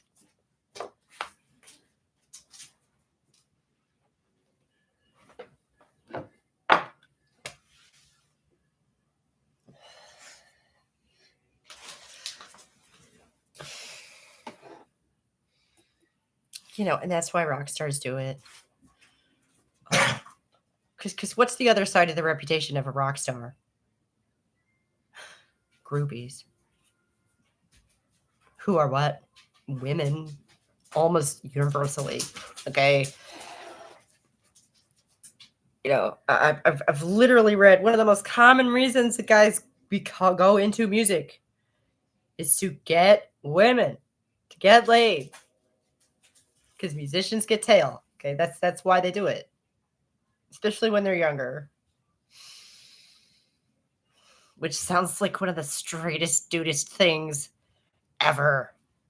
Right? Like, most times you can't hear them talk. Other times you can. All the same old cliches. Is that a woman or a man? Ooh. Yeah, classic. Classic reference there. Tough for rock stars. Yeah, it's tough. I mean, Jesus, that song is 45 years old or something.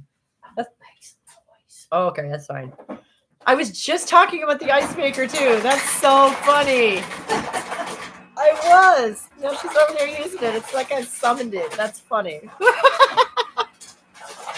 Greece Harbor was very much Native American land, and then the white people moved in and tried to cut down all of the trees. Which I do not support. I mean, I can't not support white people living places because I am one and I would like to continue doing so. However, herd herpes. Groupies. Yeah, sorry. Same. I mean, Jack says hi. Oh, Emma said hello. She says hello.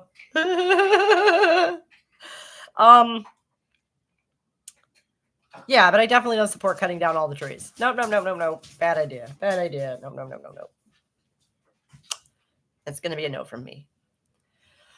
But yeah, that's Seeger, who was not the most flamboyant rock star. He had long hair. Right? That's it. And like, correct me if I'm wrong, but like classically like a beard and jeans, t-shirt kind of thing, you know?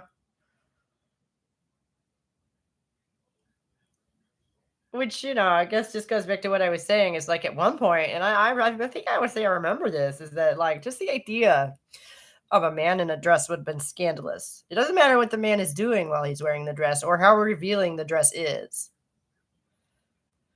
You know, like a dude with long hair. I mean, they're fucking with him there, okay? They're not actually confused as to what I've always thought in that song. He's sitting in a bar and some drunk dudes are fucking with him because he has long hair. But like these days, he wouldn't even bother fucking with some dude in a bar because he had long hair, because dudes in a bar with long hair are a dime a dozen. But this was the mid-70s. Enjoyed our talk. Got a jet. TT. Yep. I got to go in a few too. You have a good one. I'll see you later.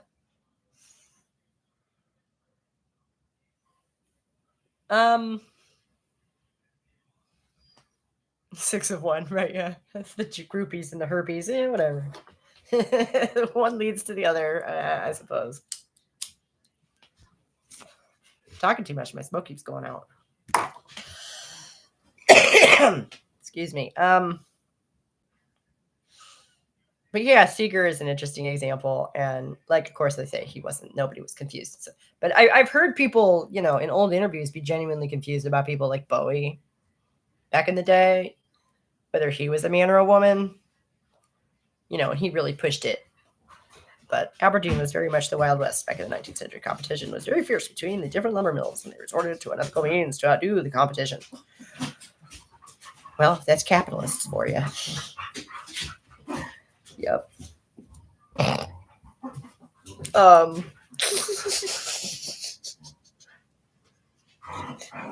like like all the love in the world, but I love how the non sequiturs have like become their own like parallel track in the conversation. Like yes, that's how conversations work, right? One of the reasons dialogue is so hard to write, convincing good dialogue is so hard to write. You'll have in a group of people, you'll have multiple lines going at once. You'll have people straddling more than one line at the same time. You have people talk over one another. It's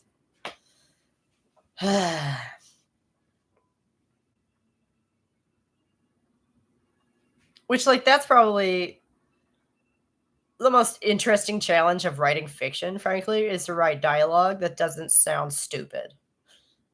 Well, more than that, to write dialogue that works, that clicks, that you don't read and say, oh, that reads like dialogue, you know? And then you have to try and give each character sort of their own voice because, well, it's print, and it's not like you can have someone act it out. Maybe someday, hopefully, if all goes well, that's the dream. But in print form, it has to stand on its own. And I'm not doing anything corny like writing in dialects or trying to write. Like, I am an American, okay? I do understand my own limitations here. I am not going to sit here and try and write out an English dialect, much less one from 150 years ago that does not exist anymore and of which there is no recording. I suppose I could make it sound like whatever I want now that I've said that, but no. I'm not trying to be obtuse. Jagger's got his limp wrist thing. Oh my God, I forgot all about that. Yes. And wasn't he famously at one point caught in bed with David Bowie? By like one of their wives? Swingers, eh?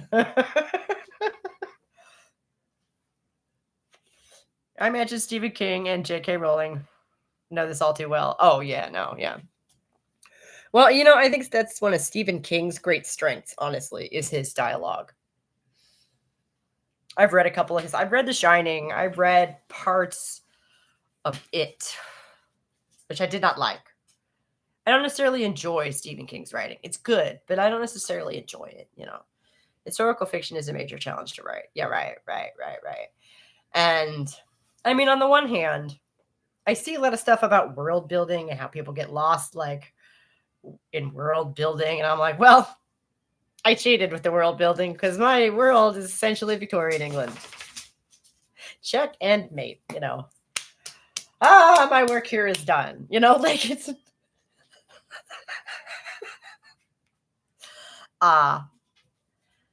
so that's nice. In historical fiction, you have that, the world you're building in a lot of ways already exists. Carrie was his first novel back in 1974. He based Carrie on 2 different girls in high school. I have not read that one. I've heard it's good too.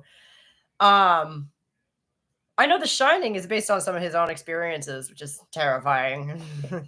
Not the ghost part, all the other stuff, the alcoholism and the abuse and stuff. So he channeled that into a story instead of into his life, which is props for that. That's what art is for, right? Processing, it's one of the big things art is for processing, right? And getting it out there to help other people process their shit, right?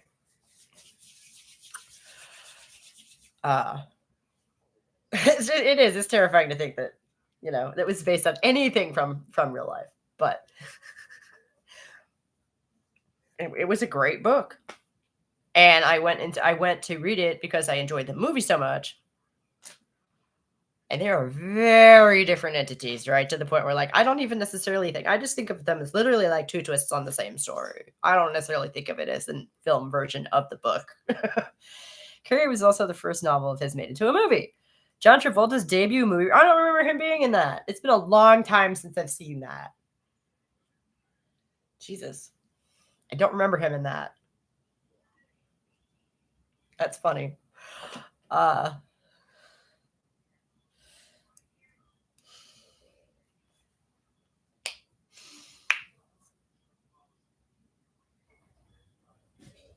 It's interesting how his debut novel essentially features a powerful witch who needed some serious guidance, right?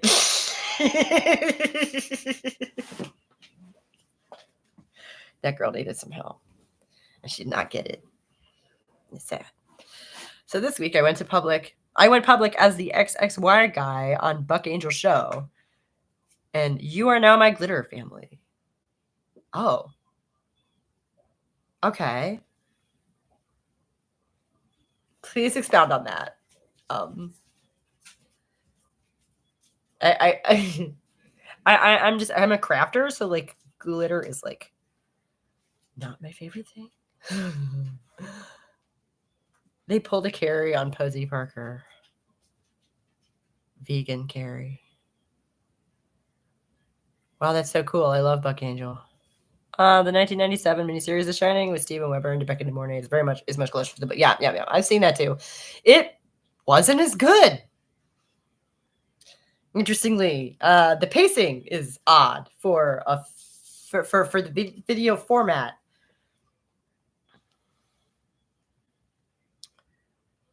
I mean, and congrats on going public with stuff. What is that? I mean, I don't really know your story, I guess. I'm sorry. What, we got a few minutes left. What's being the XXY guy?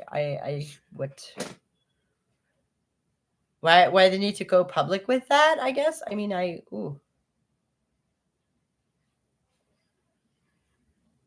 you gotta spill the beans now.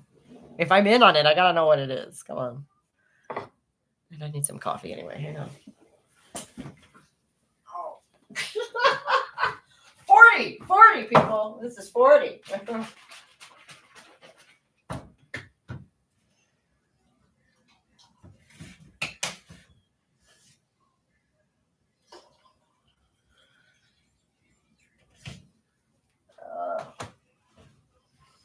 All right. Oh.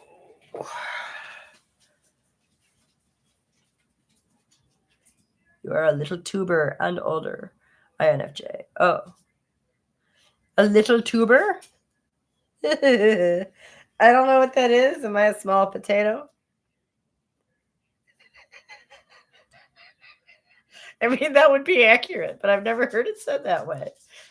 That can't be what you mean, right?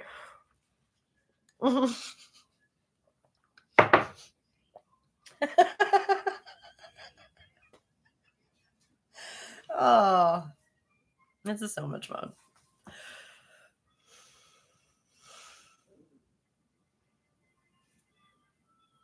Glitter family. Trans kids who get groomed and told to go no contact. They go to their glitter family will support them. All right. Okay. So we're being facetious about the glitter family, right? I have not told anyone to go no contact with anyone.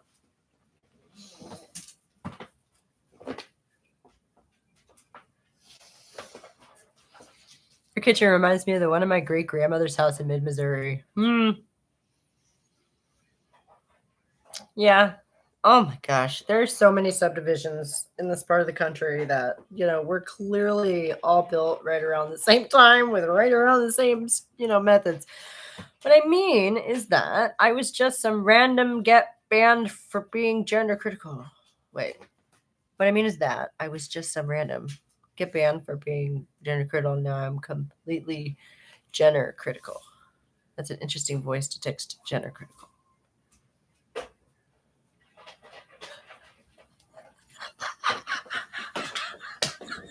That's fun.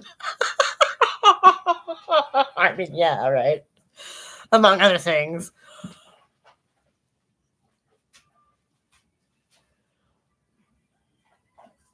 Okay. So I think it's a speech to him. That person is saying gender critical, and I think that the speech to text is missing the D, turning it into a name.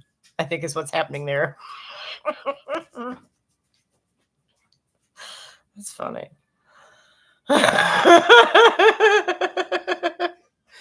I'm banned from the trans communities all across Ireland for being gender critical. Now there is a claim to fame.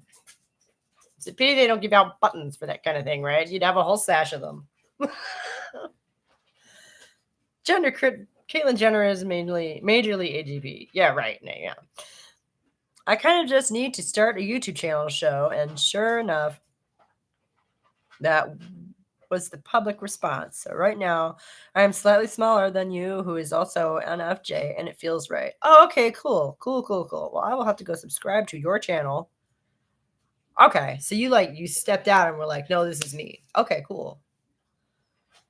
And like you just kind of stepped out on like the live stream on the Buck Angel channel. Is that what you mean?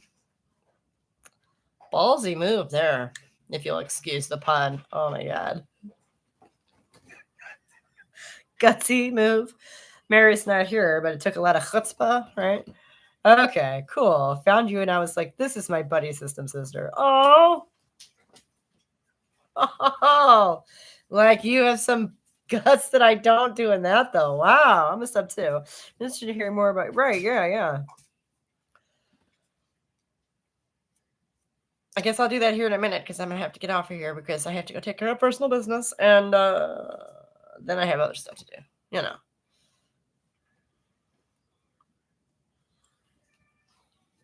And just generally speaking, I love people adding their voice to the conversation. I love that so much. I feel like if there were more variety there, then it would become clearer that, well, frankly, a lot of there are some things that most of us do share. You know, maybe this is just my egalitarian take on it. I don't know. I just can't help but think that having more people in the conversation is a good thing. More people involved, you know. I cats, so you will have to bear with some errors in transcription. You mean you have cats? I'll bet your dog would purr right now if it could. Oh yeah. Oh, that dog. We had to chase them down. Like that one. I can't type fast enough. Not cats.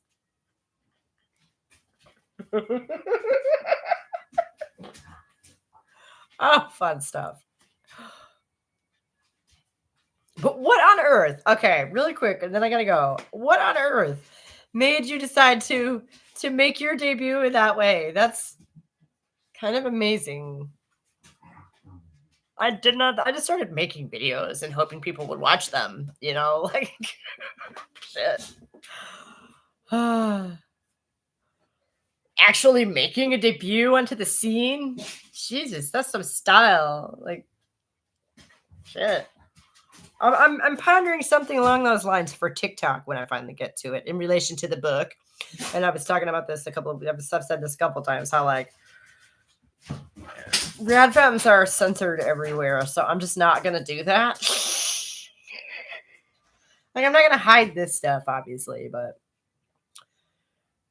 when I make the leap to TikTok, and I'm gonna do it in support of the book, and I'm gonna do it as an author, slip in under the radar kind of thing. So, people can read the book and not be like, this is a radical feminist book. You know what I mean? Like, that's not what I'm doing. I'm trying to go for more general appeal. I don't want to say mass appeal because, well, frankly, I'm not.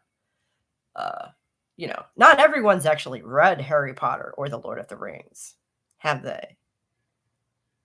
It doesn't really matter, does it? Certainly not everyone's actually read Atlas Shrugged. It doesn't matter, does it?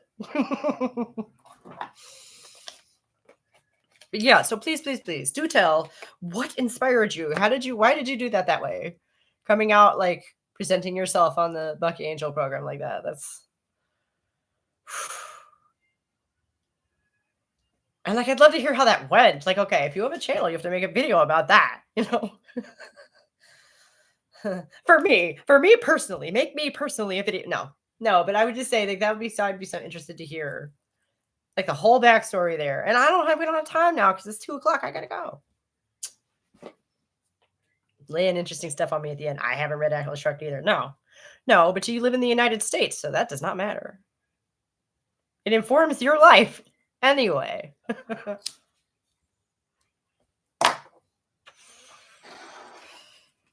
That's the power of fiction.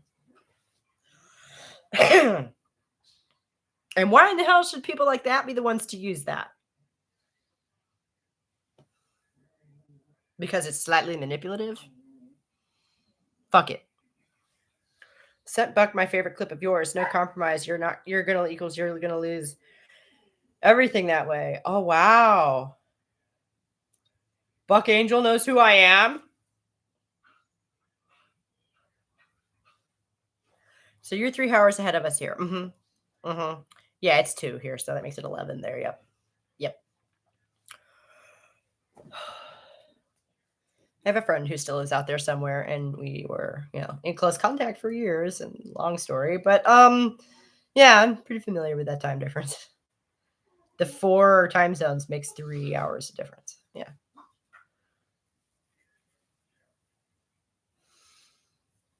Oh god, why is you gonna lose everything that way? Oh my goodness. That's from an older video. I'm trying to remember exactly what video that was. I'm in Arizona, so it varies. You guys don't still switch time zones, do you? Indiana used to do that, and I want to say I heard one somewhere that was Indiana and Arizona that did that. Indiana doesn't do that anymore. Do you guys still switch time zones? Get out of my room! I gotta shut this door. Y'all bitches driving me crazy. No.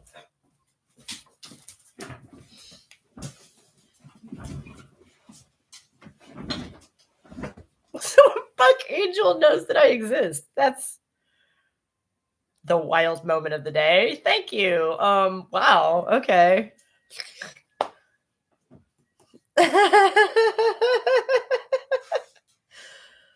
Oh.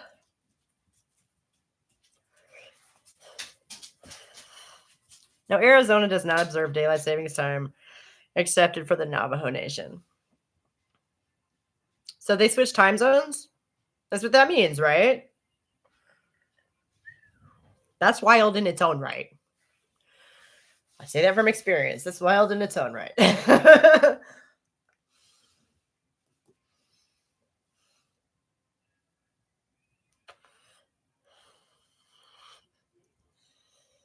Oh.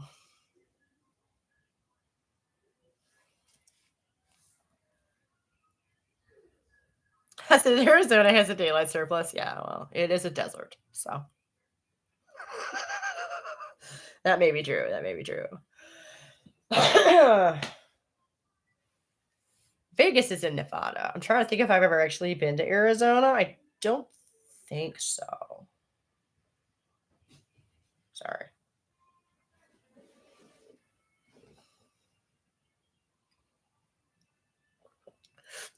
I'd have to look at a map. I may have driven through it once as a kid. I don't know.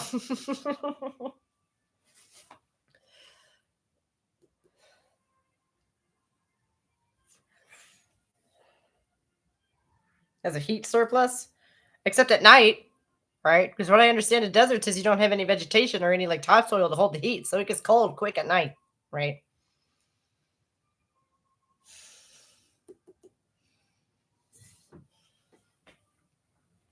What they don't have is a rainfall surplus. I guess you'd call that a flood, though, so that's probably good. Go northern or southern, central is crazies.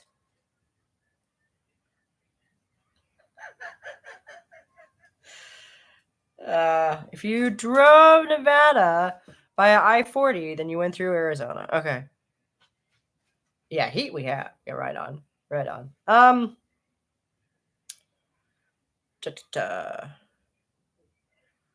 don't know which way we went. As I say, I was in the back seat. So, I don't know. But yeah, that sounds about probably.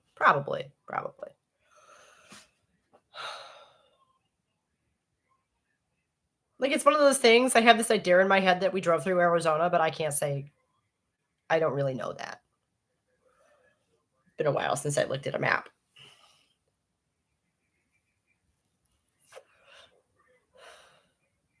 Logan moved to Arizona? Oh, wow. So they're both out west now. Ah. There's a fun reunion. And there's a long story that we're not going to go into because people, drama. I thought that all of Tennessee was in Central Time. Now that I look at the map, I see some of it is in Eastern Time. Yeah, we are by this much, I think.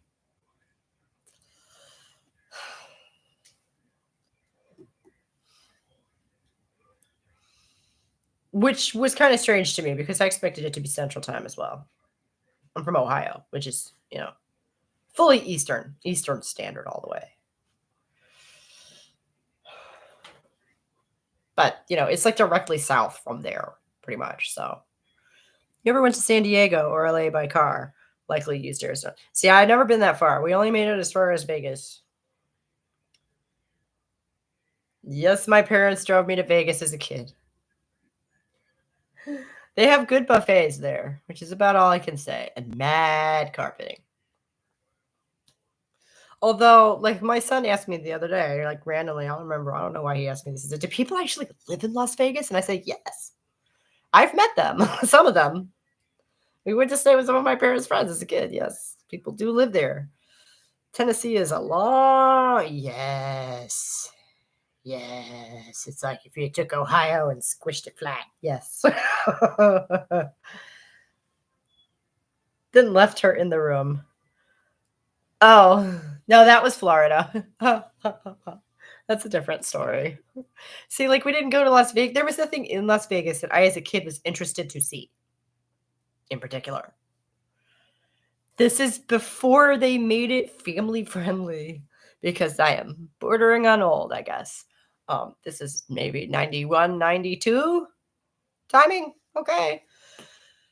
And the best part of that story is that our car broke down on the strip right in front of the Mirage Hotel where they had the White Tiger show. And like, we didn't get to see the White Tiger show, but because they don't do that outside. But what they do have outside is a fountain that lights on fire periodically. So we get to sit there and watch this fountain, which to us was an amazing show. One of my friends rode on a bus through Tennessee and he said it took forever. Yeah, going east to west or west. Yeah. That way? Yeah. It'd probably take easily all day. Easily. If not longer. All of Washington State is in Pacific time. Well, yeah. Yeah. Pretty much everything west of the Rockies is Pacific time, right? All 3 states or whatever it is. California is massive. We're going to talk about something massive. California, look, y'all know how to do the big states out there. Like, really, you want to talk about Tennessee being big? Which it is. Montana is a really big state. Dude, and there's nothing there. Again, when I was going to Spokane, I went through Montana on a Greyhound bus. And there is nothing there. There is literally nothing in that. I hear Wyoming has the lowest population, but I did not see more than 50 people in fucking Montana. Oh. No, but so, okay. I don't know. Maybe you could maybe you want to tell us about how on earth you came up with the idea of coming out on the Buck Angel show in a video or something on your channel. But like, I got to go. I got to go, if you know what I'm saying. I got to go. It's not something I have any power over. California, Nevada, Oregon, and Washington are in Pacific time. Nevada, really? So is the northern half of Idaho. Is that because of mountains or something? That seems random. Wyoming, Colorado, and New Mexico are in mountain time.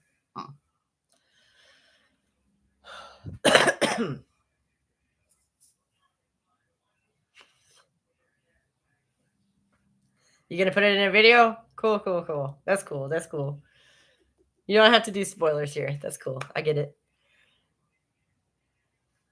Mount Hog National Glacier Park or Mount Glacier National Park, which is really spectacular. She's got woman stuff to do before I hit her for not having my dinner done. Oh my God, you made me say that. Oh my God. She'll at you a vid. Oh, yes. Stella. Oh my God. You know what? I do not rely on the kindness of strangers, nor am I, having an emotional affair with your brother-in-law or whatever that was. I don't know, streetcar named Desire. Have a good week, all. Yes.